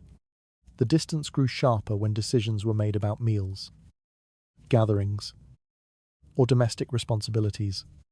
The wife no longer inquired about the mistress's needs or preferences. She discussed arrangements with others, as though the mistress were not part of the household's inner rhythm. No rules were imposed, no commands issued. Yet the message was unmistakable. The mistress occupied a space that had become peripheral, almost irrelevant. In a world built on hierarchy and propriety, being ignored carried more sting than being reprimanded. The servants sensed this shift and adjusted accordingly. They offered the mistress polite assistance but no familiarity, fulfilling her requests without warmth. Their allegiance had aligned fully with the wife, and their manner made this clear. The mistress felt it in the way they placed objects before her, the way they stepped back too quickly, the way their eyes slid away. Through their restraint, they communicated what the wife never needed to say aloud, that the household no longer embraced her presence. The husband noticed very little at first. The wife's demeanor remained calm, her voice steady, her behavior irreproachable. There were no scenes, no accusations to demand his attention. He saw only a functioning home and assumed that the absence of conflict meant the situation was more manageable than he feared. Yet beneath that smooth surface, the mistress endured a mounting pressure that he failed to perceive. His lack of awareness only deepened her unease, leaving her to navigate the growing coldness alone. It is striking how doubt takes root when certainty dissolves. The mistress began questioning herself in ways she never had before. Was she being unreasonable? Had she misread the household's tolerance? Was her place in the man's life weakening without a single word spoken against her? The wife never directed these questions at her. She simply created an atmosphere where the mistress had no choice but to confront them herself. Modern dynamics reveal similar patterns. In many environments, withdrawal communicates disapproval far more effectively than confrontation. People instinctively sense when a group no longer accepts them, even if no one says it openly. The Tudor mistress faced that unspoken verdict daily. She found herself unsure of which rooms she could enter without discomfort, which gestures might be interpreted as presumptuous, which words might trigger a quiet judgment she could not anticipate. The house that once held secret shadows now felt too bright, exposing her uncertainty at every turn. Meanwhile, the wife's steady composure shaped the narrative effortlessly. Her lack of aggression made her appear patient, controlled, and even generous. Society admired such restraint, interpreting it as moral strength. Without raising accusations, she allowed others to draw their own conclusions about who belonged and who did not. The mistress's discomfort became visible not because the wife forced it into the open, but because the mistress could no longer hide it. Every hesitant movement, every uneasy glance betrayed her growing awareness that she had miscalculated her place. In time, this subtle pressure changed the dynamic of the entire household. The mistress withdrew from common areas, choosing quieter corners where she hoped to avoid notice. Her interactions with servants grew shorter, more cautious. Even her moments with her husband felt tinged with uncertainty, as though she feared that any wrong step would confirm the doubts surrounding her. She began to fade, not because she had been pushed, but because she no longer knew how to stand her ground. By relying on distance instead of confrontation, the wife created an environment that eroded the mistress's confidence from within. No accusations, no scenes, no displays of anger, just a consistent reminder that legitimacy did not need to assert itself loudly. It simply existed, steady and undeniable. Her calm indifference reshaped the household's atmosphere long before anyone spoke a word about change. Through that growing quiet, the mistress's certainty began to crack. Something heavier waited beneath those widening doubts, preparing to shift the balance further. The change began quietly, with a subtle tightening of the world outside the household. People who once looked the other way now paid closer attention. Neighbors greeted the husband with polite warmth, but shifted their tone when the mistress appeared beside him. Relatives visited more often, and their presence altered the rhythm of every room. What had once felt effortless now required explanation, careful planning, and constant justification. The wife did not force these circumstances into place. She simply allowed the natural weight of social expectations to settle where it had always belonged. This increased attention created pressure that the husband could not easily ignore. He sensed eyes lingering longer than before, sensed conversations that softened as he approached, sensed judgments that floated beneath polite phrases. Even gatherings that should have offered relaxation now felt heavier, shaped by the silent awareness that his actions no longer passed unnoticed. Social oversight, once casual, became persistent enough to erode the appeal of his private distractions. The mistress, once a source of escape, slowly became a source of complication. Practical barriers also emerged with quiet precision. The wife adjusted schedules, rearranged responsibilities, and ensured that important tasks required the husband's presence at predictable moments. These obligations were legitimate: meetings with stewards, family ceremonies, seasonal duties. But the cumulative effect left him little space for indulgence. He found himself choosing between fulfilling his duties and navigating the difficulties that accompanied any time spent with the mistress. Neither option brought ease. Travel plans became harder to arrange. Private moments required more coordination. Servants, loyal to the wife's steadiness, moved through spaces with a deliberate presence that reduced opportunities for secrecy. Even the layout of the home worked against him. Hallways were busy. Rooms were occupied. And doors were left open at the wrong moments. Nothing felt hidden anymore. Without confrontation, without accusation, the wife had made the affair logistically exhausting. The mistress felt this shift even more sharply. Her presence seemed to attract interruptions. A servant entering earlier than expected. A relative lingering nearby. A conversation beginning in an adjacent room. She could not relax into the relationship the way she once had. Each moment felt temporary, fragile, and exposed. The ease that once defined her connection with her husband slipped away, replaced by an awareness that she stood under a magnifying glass she could not control. It is striking how quickly affection grows heavy when shadowed by inconvenience. The husband found himself tired in ways he could not articulate. He felt strained by the need to navigate around others' eyes, to hide what had once felt thrilling, to maintain an illusion that now demanded effort. His attempts to carve out private time felt clumsy. Even his emotions lost clarity, blurred by the complications that wrapped themselves around every interaction with the mistress. Meanwhile, the wife maintained her calm routine. She did not restrict him. She did not argue. She simply lived her life with steady composure, reinforcing the structure that had always been hers. This stability stood in sharp contrast to the inconvenience that now accompanied the affair. The household functioned smoothly when centered on her. It stumbled when stretched toward the mistress. The difference became too obvious to ignore. Modern relationships reveal similar patterns. The emotional cost of secrecy eventually outweighs the excitement that once fueled it. When a situation requires constant explanation, constant adjustment, and constant vigilance, its appeal inevitably fades. The Tudor husband, shaped by a society that valued order and reputation. I felt this truth press upon him, day after day. What had once felt liberating now felt burdensome. Even small interactions illustrated the shift. When he spoke with the mistress, he felt the weight of who might be watching. When he tried to comfort her, he feared the consequences of being seen. When he returned to his wife, her silence offered no accusation, only a calm steadiness that highlighted how much simpler life had been before. The contrast deepened his fatigue. The mistress, overwhelmed by the increasing pressure, began to hesitate.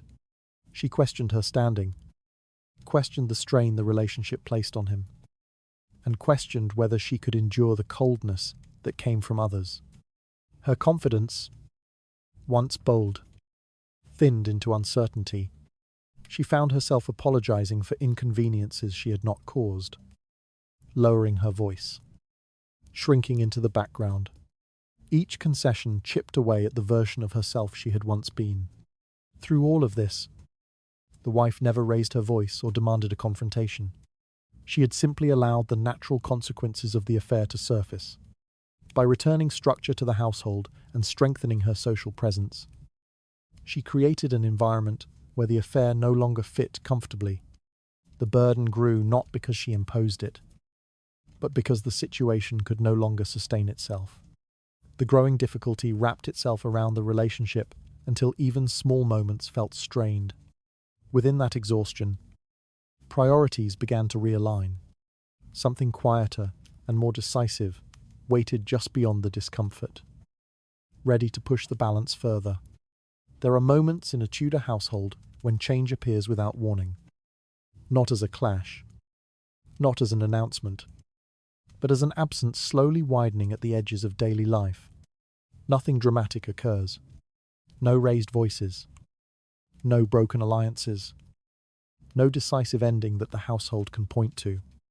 Instead, the rhythm shifts by degrees so small that no one can name the moment when it began.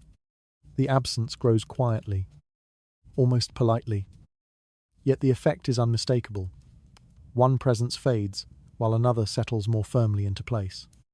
The retreat often starts with simple disappearances from shared spaces. A seat was left empty during supper. A corridor that remains undisturbed for hours. A chamber once frequently visited is now silent behind its door. No accusations drive this withdrawal. It happens because the environment itself has become inhospitable in ways the mistress cannot ignore. Every movement feels watched. Every conversation feels interrupted. Every gesture carries weight she cannot shed. The house does not push her away, but it does not invite her to stay either. Servants notice first. They do not speak of it, but they adjust their routines. They stop setting aside her preferred foods, stop anticipating her requests, and stop arranging rooms with her comfort in mind. Their service becomes minimal, correct, and cool. They behave as though preparing for a future in which she no longer occupies the space she currently holds. Their quiet realignment is not driven by cruelty, but by instinct. An instinct sharpened by the wife's calm resurgence and the community's narrowed gaze. The husband senses the change more slowly. He notices that the mistress is less present in the chambers where they once found privacy. He recognizes that she speaks less, that she carries herself with caution, that she hesitates before approaching him. Even then, he may misinterpret her hesitations as emotional distance, rather than the product of the pressure surrounding her. By the time he understands that her withdrawal reflects the household's shifting balance, the process has already moved too far to reverse. This gradual disappearance lacks the theatrics of a confrontation, yet it leaves a deeper impression. In many households, conflict creates noise, but withdrawal creates silence, an uncomfortable silence that forces reflection. The mistress, feeling increasingly isolated, begins to imagine a future outside the walls that once offered temporary comfort. Her thoughts grow heavier as she realizes she stands alone against a structure that does not want her. She understands, perhaps for the first time, that she was never meant to belong. Modern dynamics mirror this experience. When people feel unwanted, they retreat long before anyone formally excludes them. Absence becomes self-protection. Silence becomes a shield. The Tudor mistress follows the same path, choosing solitude over the quiet hostility she feels pressing against her from every direction. Her retreat is not a defeat in the theatrical sense. It is simply the inevitable result of a situation that no longer offers breathing space. For the wife, this disappearance is not a celebration. She remains steady, composed, never triumphant. Her strength lies not in victory, but in maintaining the structure that was always hers. She does not gloat. She does not remark on the changes. She allows the household to settle naturally into its proper order, understanding that restoration requires patience more than confrontation. Her calmness makes the shift appear organic rather than forced. As the mistress becomes less visible, the wife grows more central. She attends gatherings with a quiet grace that reinforces her legitimacy. She steps into family discussions with the confidence of someone who never relinquished her role. Her presence, once overshadowed by unspoken tension, now feels solid again. It is not that she pushed anyone aside, only that she endured long enough for the imbalance to correct itself. The husband finds himself returning to her orbit by degrees. He may not admit it, even to himself, but the simplicity of life around her begins to feel comforting again. Her steadiness offers relief from the complications that drained him. Her silence, once interpreted as passivity, now appears as a kind of wisdom. He gravitates toward her not out of guilt, but out of exhaustion from everything that demanded more from him than he was willing to give. And through this quiet realignment, the mistress fades. She slips into the periphery, reduced not by accusation but by circumstance. No one names her departure. No one marks a precise moment. She simply becomes less present until her absence becomes the new normal, and the household adjusts without protest. The fading presence left a space that no argument had created, only the natural return of order settling into place. Through that soft retreat, The household eased into a quieter rhythm that felt almost inevitable. A deeper shift waited beyond the silence, poised to reshape the man at its center. The turning point often arrived through quiet reminders rather than direct reproach, woven into the fabric of daily life in ways the husband could not easily dismiss. The family name he carried held weight far beyond his private desires, and the wife understood how to bring that weight back into focus without raising accusations. She spoke of lineage, of duties inherited from generations before them, of expectations carried forward by their children. Her tone remained calm, reflective, never judgmental. Yet each measured word revealed the distance between what he wanted and what his position demanded. In Tudor society, a man's reputation did not belong solely to him. It belonged to his kin, his patrons, and the community that recognized his standing. A single misstep not only stains his image, it also casts doubt on the reliability of the entire family. The wife's gentle reminders touched on this truth. She did not question his behavior outright. Instead, she framed her thoughts in terms of legacy, how others might interpret what they saw, how whispers could travel, how opportunities could shift quietly out of reach. She allowed him to imagine for himself the consequences she never had to describe. These suggestions gained strength when echoed by relatives. An older uncle expressing concern over the household stability, a sister mentioning how gossip had unsettled another family, a cousin remarking on the importance of maintaining unity at a time of political uncertainty. None of these statements accused him, but all pointed toward the same conclusion. His choices carried implications beyond the moment. His private indulgence, once thrilling, now risked denting the long-term respect that shaped his place in the world. Even outside the family, subtle signals accumulated. Patrons observed him with careful neutrality. Neighbors withheld their earlier warmth. Acquaintances grew more formal in their greetings. The husband noticed the shift, but struggled to identify its source. Nothing hostile had been said. No insult had been offered. Yet he felt the collective adjustment, a quiet cooling that suggested doubts forming beneath the surface. Tudor men understood the power of perception once it began to turn. Restoring it required more effort than preserving it. The wife never needed to capitalize on these moments directly. Her steadiness made the contrast sharper without any deliberate display. When she accompanied him to social events, her composure strengthened his appearance. Her presence reassured others that the household remained stable despite the undercurrents they sensed. She upheld the image that he himself risked damaging, and she did so without claiming credit. In doing this, she reminded him, silently, that she was the anchor others trusted. The mistress, by contrast, offered no such reinforcement. Her presence could not elevate his image, it could only endanger it. She belonged to a world defined by uncertainty, lacking both status and the legitimacy required to support him. He realized this gradually, through a series of small encounters, a conversation ending too abruptly, a host avoiding eye contact, a friend changing the subject when the mistress's name surfaced. The message remained unspoken but unmistakable.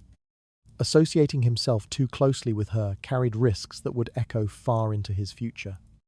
Modern relationships offer similar insights. People rarely abandon harmful situations because of moral clarity alone. They do so when the cost becomes too high, when the future feels threatened, when the image they have built over the years begins to fracture under the weight of a single decision. The Tudor husband, shaped by a culture obsessed with reputation, felt this tension acutely. Every reminder of duty pressed on him with a quiet insistence he could not ignore. The wife's strategy relied on this understanding. She did not force him to choose. She simply framed his choices within the broader consequences awaiting him. A man who valued status would not risk losing it. A man who feared public embarrassment would not willingly approach it. Her reminders did not scold him. They steadied him, grounding him in the reality he had begun to drift away from. The future she invoked was not abstract. It was tangible, shaped by land, alliance, children, and the expectations of a society unwilling to forgive prolonged indiscretion. As these pressures accumulated, the husband began to reconsider the path he had been following. The excitement of secrecy dimmed beside the weight of what he stood to lose. His interactions with the mistress took on a different tone, tinged with hesitation. He felt the narrowing of possibilities before he could articulate it. The return to his wife was not a dramatic change. It was a quiet recalibration, driven by the understanding that stability offered a longer life than passion. Through this gradual shift, the wife did not claim victory. She did not need to.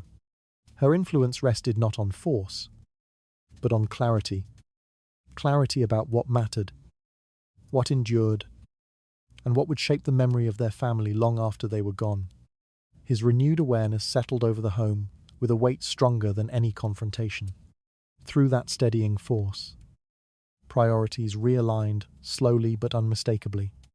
In the quiet that followed, another shift gathered around the household, drawing him back toward the center he had once abandoned.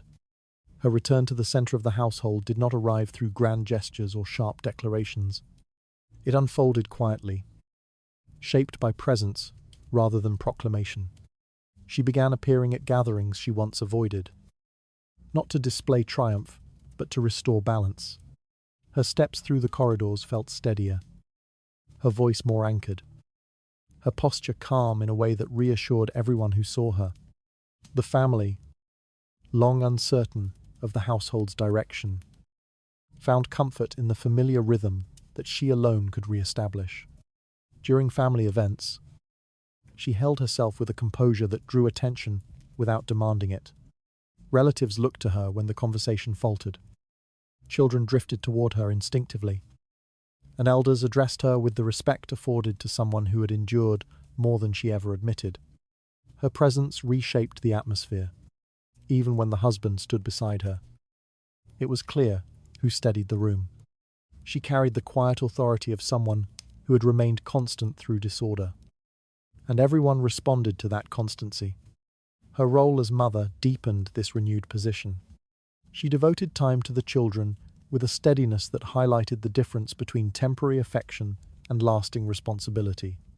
Lessons, meals, and prayers took on structure again. The children sensed her strength and leaned into it. Their reliance on her reminded the household of what truly anchored it. In a society where lineage mattered more than personal desires, the mother's presence carried significance that no outsider could match. With each passing day, she demonstrated not just patience but resilience. She did not criticize the husband for his earlier choices, nor did she attempt to secure outward displays of remorse. Instead, she focused on restoring the home's stability, something only she had the patience to protect.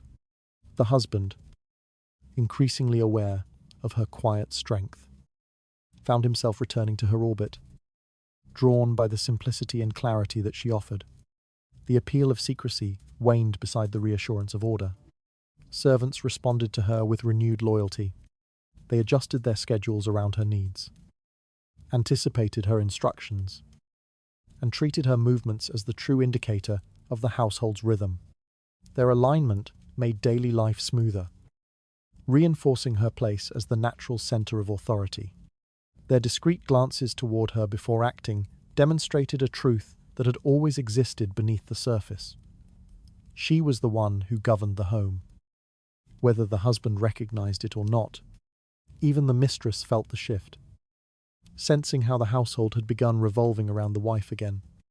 Rooms that once felt accessible now seemed tense in her presence.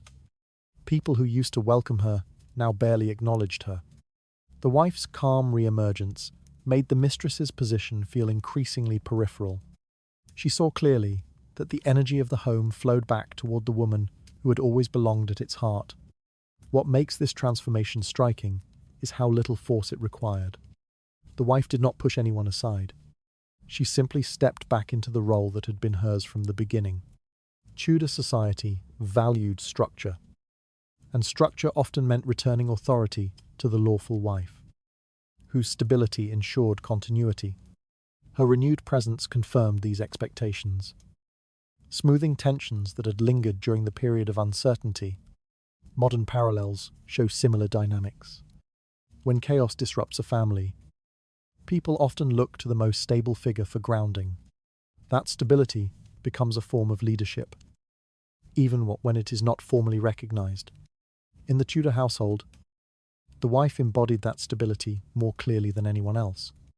Her steadiness reassured the husband, anchored the children, and reminded the community of the order they preferred to see. As she resumed her central place, the husband experienced the shift as both a relief and a reckoning. Her presence softened the discomfort he had felt under social pressure, offering him a path back to normalcy without humiliation. Yet he also sensed her quiet strength in ways he had not before. She did not punish him, but neither did she erase what had happened. Her patience revealed a deeper resilience that made him reevaluate the weight of his choices. Her restored position did not erase the past, but it stabilized the future. The household settled into a calmer rhythm, shaped by her steady hand. The family looked to her not because she demanded authority, but because she embodied it. Her renewed presence gathered the home back into a coherent whole, steadying each room with a calm that felt both familiar and earned.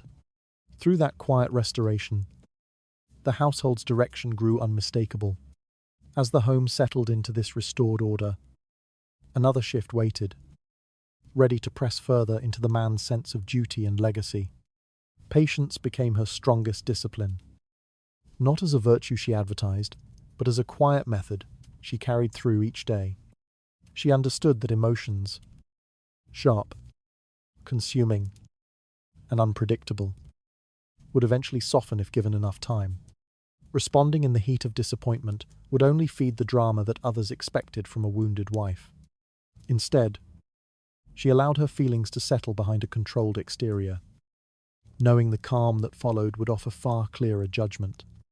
It was not indifference, it was deliberate restraint. Her stillness shaped the atmosphere of the home. The servants observed her composure and adjusted their demeanor accordingly, lowering their voices and softening their movements. Children sensed her steadiness and responded with unexpected gentleness, drawn into the rhythm she maintained. Even relatives who visited the household noted her quiet strength, remarking privately that she carried herself with uncommon discipline. Her refusal to dramatize the situation became a statement stronger than any outburst could have been. The husband, however, felt the weight of this patience more acutely than anyone else. He expected confrontation, tears, accusation, loud demands for explanations, but none came. Instead, she greeted him with a politeness that surprised him, maintaining routine without questioning where he had been or what he had done. Her restraint denied him the chance to justify himself, leaving him alone with the consequences of his choices. Without an argument to distract him, he faced the reality he had been avoiding. This lack of reaction did not make her passive. It simply meant she refused to fuel chaos. She did not escalate tension, nor did she insist on immediate answers. She let time reveal what needed to be seen. The mistress's charm, once bright in secrecy, had already begun to dull under the weight of scrutiny and inconvenience. The husband noticed the shift long before he admitted it aloud. The wife did not force that realization. She allowed it to unfold on its own, understanding that clarity formed more easily in silence than in confrontation. Modern parallels show how restraint can reshape relationships. The person who does not react impulsively often becomes the one who sees most clearly. In the Tudor household, this was especially true. The wife's steadiness created an environment where emotional noise faded, making the husband's missteps more visible with each passing week. The contrast between her calm and his uncertainty grew sharper, not because she highlighted it, but because she allowed it to exist without interference. She also refused to amplify rumors or fuel speculation. When neighbors hinted at gossip, She responded with measured neutrality. When relatives asked delicate questions, she offered answers that neither confirmed nor denied anything. Her refusal to contribute made others feel uncertain about their assumptions, causing them to question the validity of the whispers they had heard. By not reacting, she weakened the power of every rumor surrounding her husband's indiscretions. Meanwhile, the mistress found herself under growing pressure, not from confrontation, but from the quiet consequences of her own actions. With every passing day, she sensed the home turning against her, not through hostility but through indifference. Rooms once open felt inaccessible. Conversations ended before she arrived. The husband's visits became shorter, shaped by the discomfort brewing around them. The wife said nothing, yet the mistress felt increasingly exposed. This slow erosion of confidence did not come from aggression, it came from patience. The husband eventually noticed that the mistress relied on him more heavily than before. Seeking reassurance, he no longer offered so readily. Her anxieties, once flattering, began to exhaust him. He saw the fragility he had ignored earlier, the insecurity that shadowed her presence, and he sensed the imbalance becoming unsustainable. His desire for simplicity, for respectability, for a life he did not have to hide resurfaced. The wife never pointed out this shift. She simply allowed it to deepen. Through all of this, her refusal to react preserved her dignity. She lost nothing by waiting, and she gained clarity she would never have achieved through confrontation. Her silence was not passive. It was strategic, steady, and deeply rooted in an understanding of human nature. People reveal themselves more fully when no one pressures them to perform. Mistakes surface without interference. Relationships built on secrecy collapse under their own weight when given enough time. Her patience became a mirror. The husband saw his own reflection in it more sharply each day, recognizing how far he had strayed from the stability he once valued. The mistress saw her isolation grow inevitable. The household, long unsettled by uncertainty, began to orient itself again around the woman who held herself with unwavering composure. Her restraint shaped the path forward more effectively than any confrontation could have done. Through that quiet discipline, the truth of the situation revealed itself without her lifting a hand. When the home settled into this clearer light, another shift approached, waiting to press the household even further toward resolution. Victory in a Tudor household rarely announced itself. It did not sweep through the corridors with triumph or echo across the rooms with dramatic conclusions. Instead, it emerged in the quiet restoration of ordinary routines, the subtle return of patterns that had been disturbed, the soft reappearance of harmony that required no explanation. Nothing was proclaimed, nothing was celebrated. Yet everyone sensed that the balance once threatened had begun to settle back into place. The wife moved through the home with the same calm rhythm she had carried throughout the turmoil. Her actions did not change sharply. They simply regained their natural authority, now that no competing presence disrupted the space around her. Servants addressed her with renewed confidence, looking to her for direction as though they had been waiting for permission to do so. Their movements flowed with steadiness again, free from the hesitation that had once accompanied the mistress's unpredictable presence.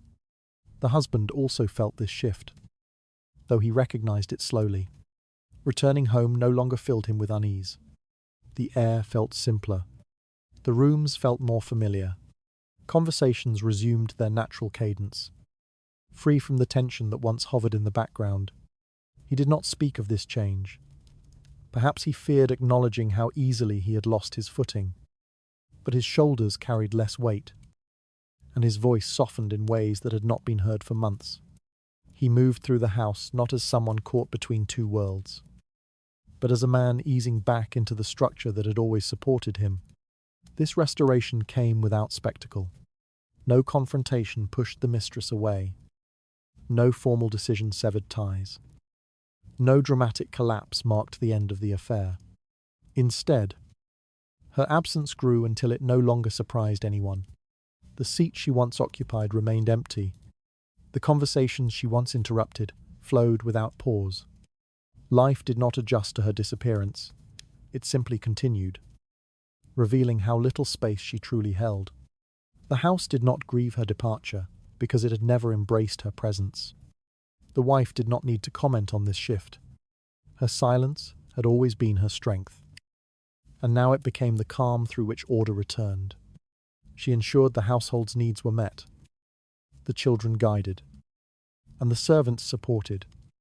Her focus remained steady and practical. There was no sense of triumph in her actions, only the quiet understanding that stability mattered more than vindication. In her restraint, she embodied the dignity Tudor society expected of a woman who understood her position deeply. Relatives who visited the home sensed the restored structure immediately. Their conversations regained warmth, their questions grew lighter, and their concerns faded. They no longer searched the wife's expression for signs of strain or conflict. Instead, they found themselves speaking to a woman who held her household firmly and gracefully. Her authority strengthened not by confrontation but by endurance. Their respect for her deepened, carried in the way they lingered near her, seeking her perspective on small decisions as though reclaiming an instinct they had momentarily lost. Even the community beyond the home responded to the renewed order. Neighbors greeted the family with easier smiles. Gossip, once sharp and persistent, softened into silence.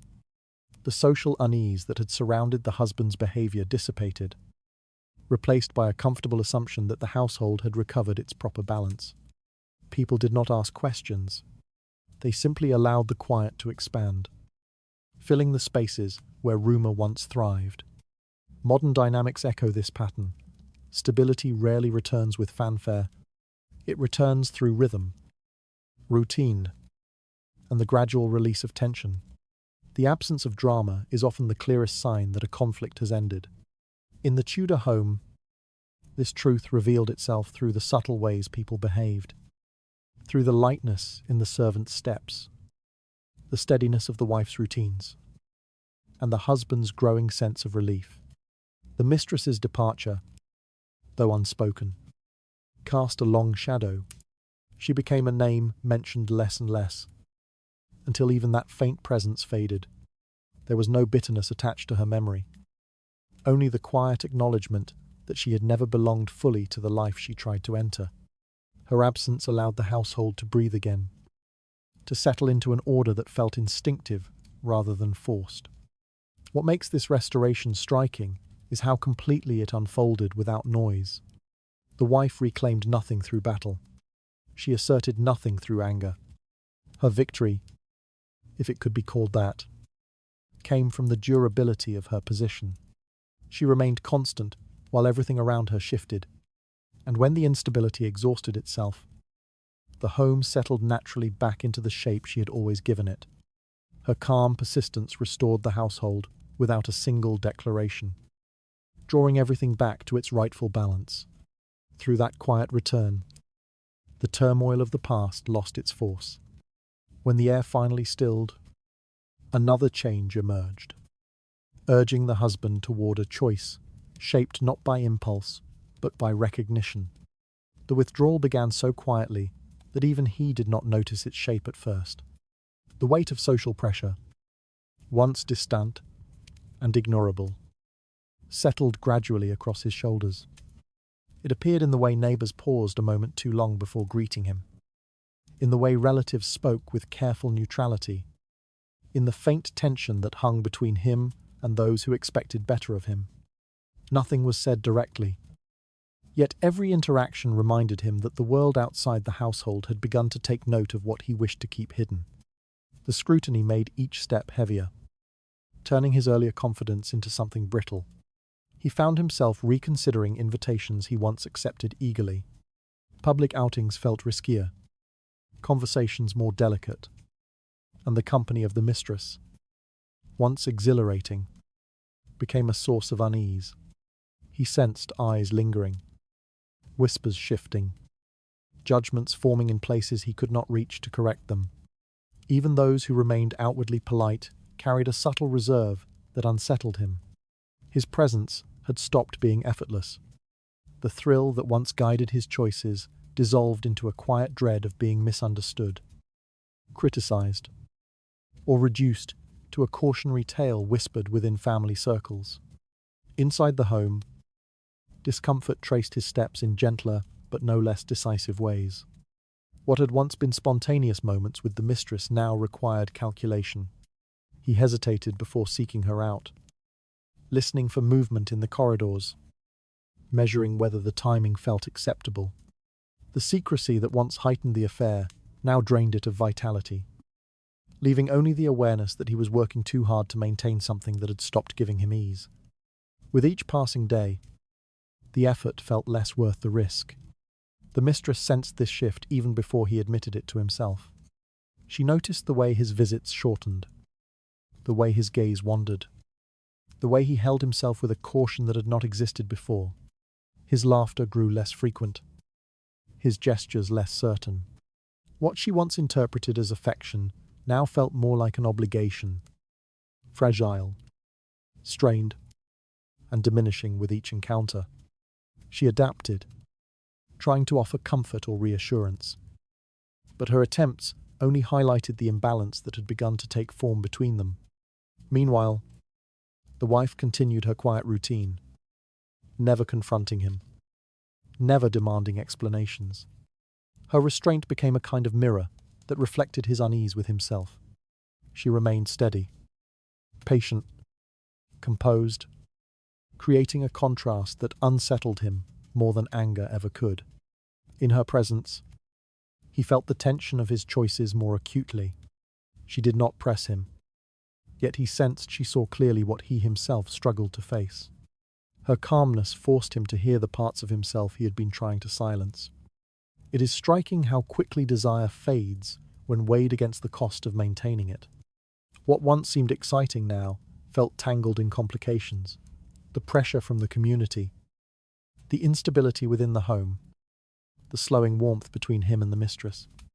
He began to view his involvement as something heavy rather than liberating. He pictured the long-term consequences, not the fleeting pleasure. And behind all of this, he sensed the quiet strength of the wife, steady, grounded, and undeniably central to the life he had built. Safety, though less thrilling than passion, grew more appealing as the social tension thickened around him. He realized that returning to stability meant more than restoring order. It meant protecting the reputation that shaped his standing in every aspect of his world.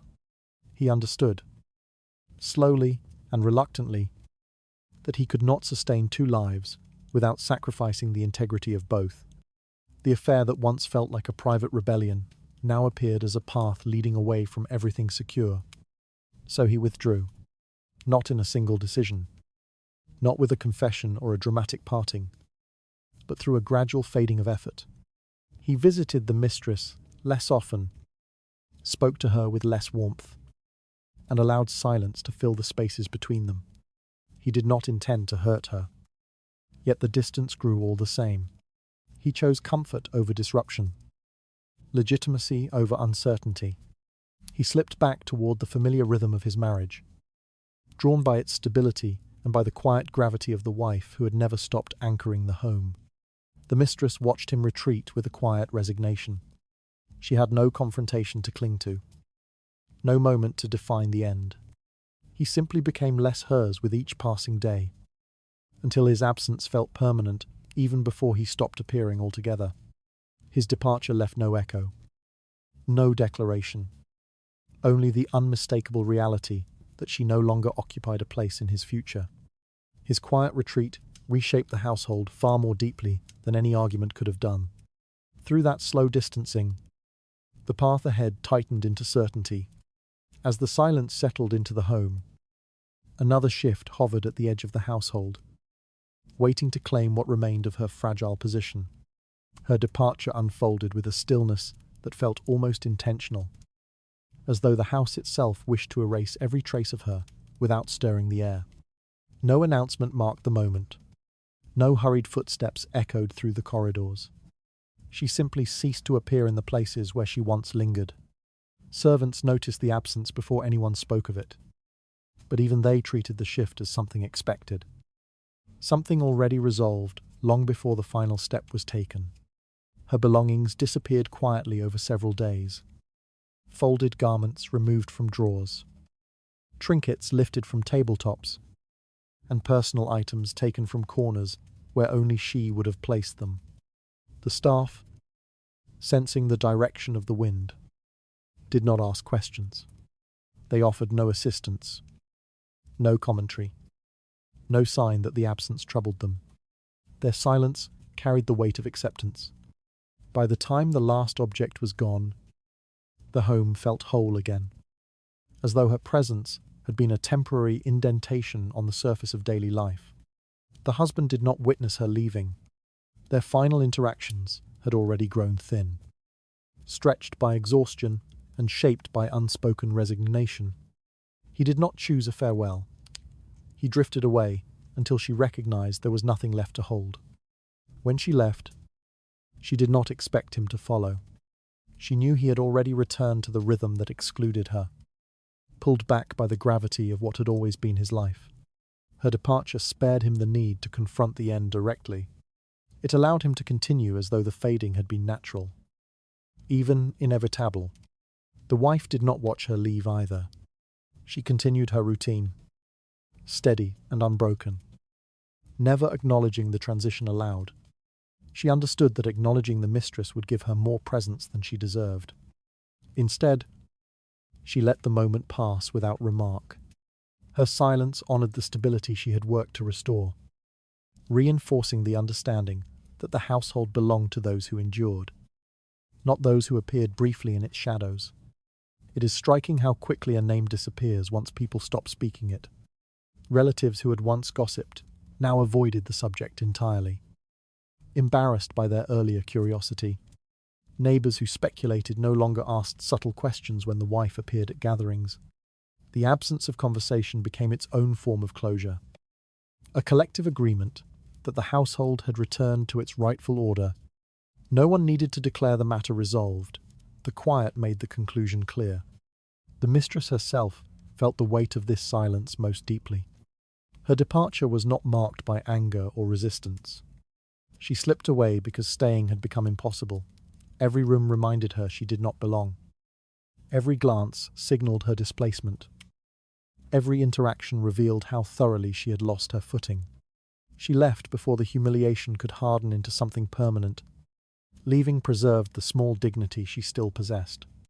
Modern parallels show this kind of ending too. The one who withdraws often does so because the environment has already closed around them. After all, staying means absorbing a loneliness that grows heavier by the day. The Tudor mistress experienced that same constriction. Her presence had become unnecessary, then unwelcome, then forgotten, not through cruelty, but through the natural realignment of a structure that had never been built to include her. The husband's reaction carried a muted complexity. He did not mourn openly. He did not confess regret. Yet he felt the absence in ways he could not articulate. Less as loss. More as the fading of a brief indulgence that no longer held meaning. The quiet suited him.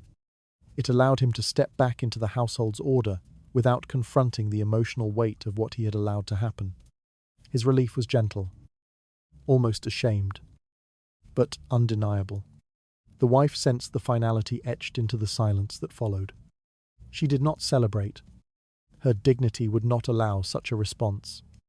Instead, she acknowledged the restored balance through steadiness, through the continuation of duties, through attention to her children, through the calm breath of a woman who had outlasted turmoil without raising her voice.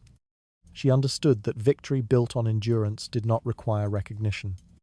By dusk of the day, the mistress left, and the house felt unchanged, as though she had never walked its halls. Meals proceeded with quiet conversation. Doors opened and closed with familiar softness. Servants resumed their ordinary pace with a confidence that had been missing for months.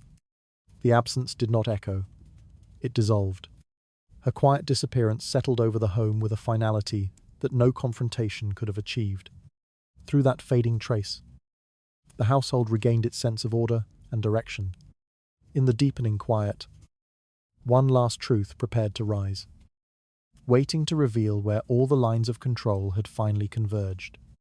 The final shift in the household arrived without force, without declaration, and without any moment that could be pointed to as the turning of power.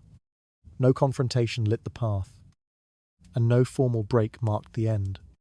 Instead, what emerged was the quiet recognition that authority had been slowly gathering in the wife's hands all along, flowing toward her with the steady pull of someone who understood patience better than aggression.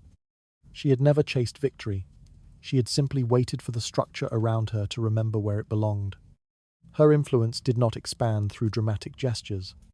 It strengthened through the subtle order she restored, through meals conducted without tension, through rooms that regained their familiar warmth, through the steady rhythm of daily life that returned after months of quiet disruption. She did not speak of triumph, but the home carried her imprint in every corner. The husband moved differently around her now, not with guilt, but with a recognition he had once resisted. Her presence had become the axis of the household again, shaping the balance with the calm certainty of someone who never lost sight of the long view. She knew that genuine change did not depend on confrontation. Words could be denied, arguments twisted, and anger used against her. But patience, the silent, disciplined, and unwavering, allowed truth to surface without her raising a hand. It brought light to hidden behavior, exposed weaknesses, and revealed who could endure and who could not. She understood that sometimes the most effective form of control was simply the refusal to be rushed. By waiting, she let others reveal their priorities, their limits, their true loyalties. The husband felt the weight of this final shift with an inward clarity he had not expected. Each step back toward stability made him aware of how far he had allowed himself to drift. He saw the patience that had carried the wife through the storm, the steadiness that had anchored the family while he faltered, the discipline that kept her moving forward when she had every reason to break. She had not punished him. She had not demanded repentance. Instead, she allowed time to draw the line between impulse and responsibility, knowing that he would eventually recognize the difference. In front of others, she did not display authority through loudness or control. Her power lived in the way relatives leaned toward her perspective, in the way the servants shaped their decisions around her needs, in the way neighbors greeted her with reassurance rather than curiosity. Her stability reassured them all. She represented order, continuity, and dignity, the values Tudor society treasured most, without ever lifting her voice. She re-established her place at the center of the household's social fabric. The mistress, now gone, lingered only as a faint memory, more concept than person. Her name was not spoken because speaking it granted her a presence she no longer held. She had vanished into silence, taking with her the shadow of instability that once clung to the home. Her departure confirmed the truth the wife always understood. Legitimacy does not require battle. It simply endures long enough for the temporary to collapse under its own fragility. Modern parallels can still be felt in this dynamic. Confrontation may create noise, but noise rarely creates lasting change. It is often the quiet strategies, the ones built on discipline, resilience, and emotional restraint, that truly shift relationships. The wife embodied this. She let the house breathe again. She let truth rise in the spaces where argument once threatened to erupt. She trusted the slow, the deliberate passage of time to do what force never could.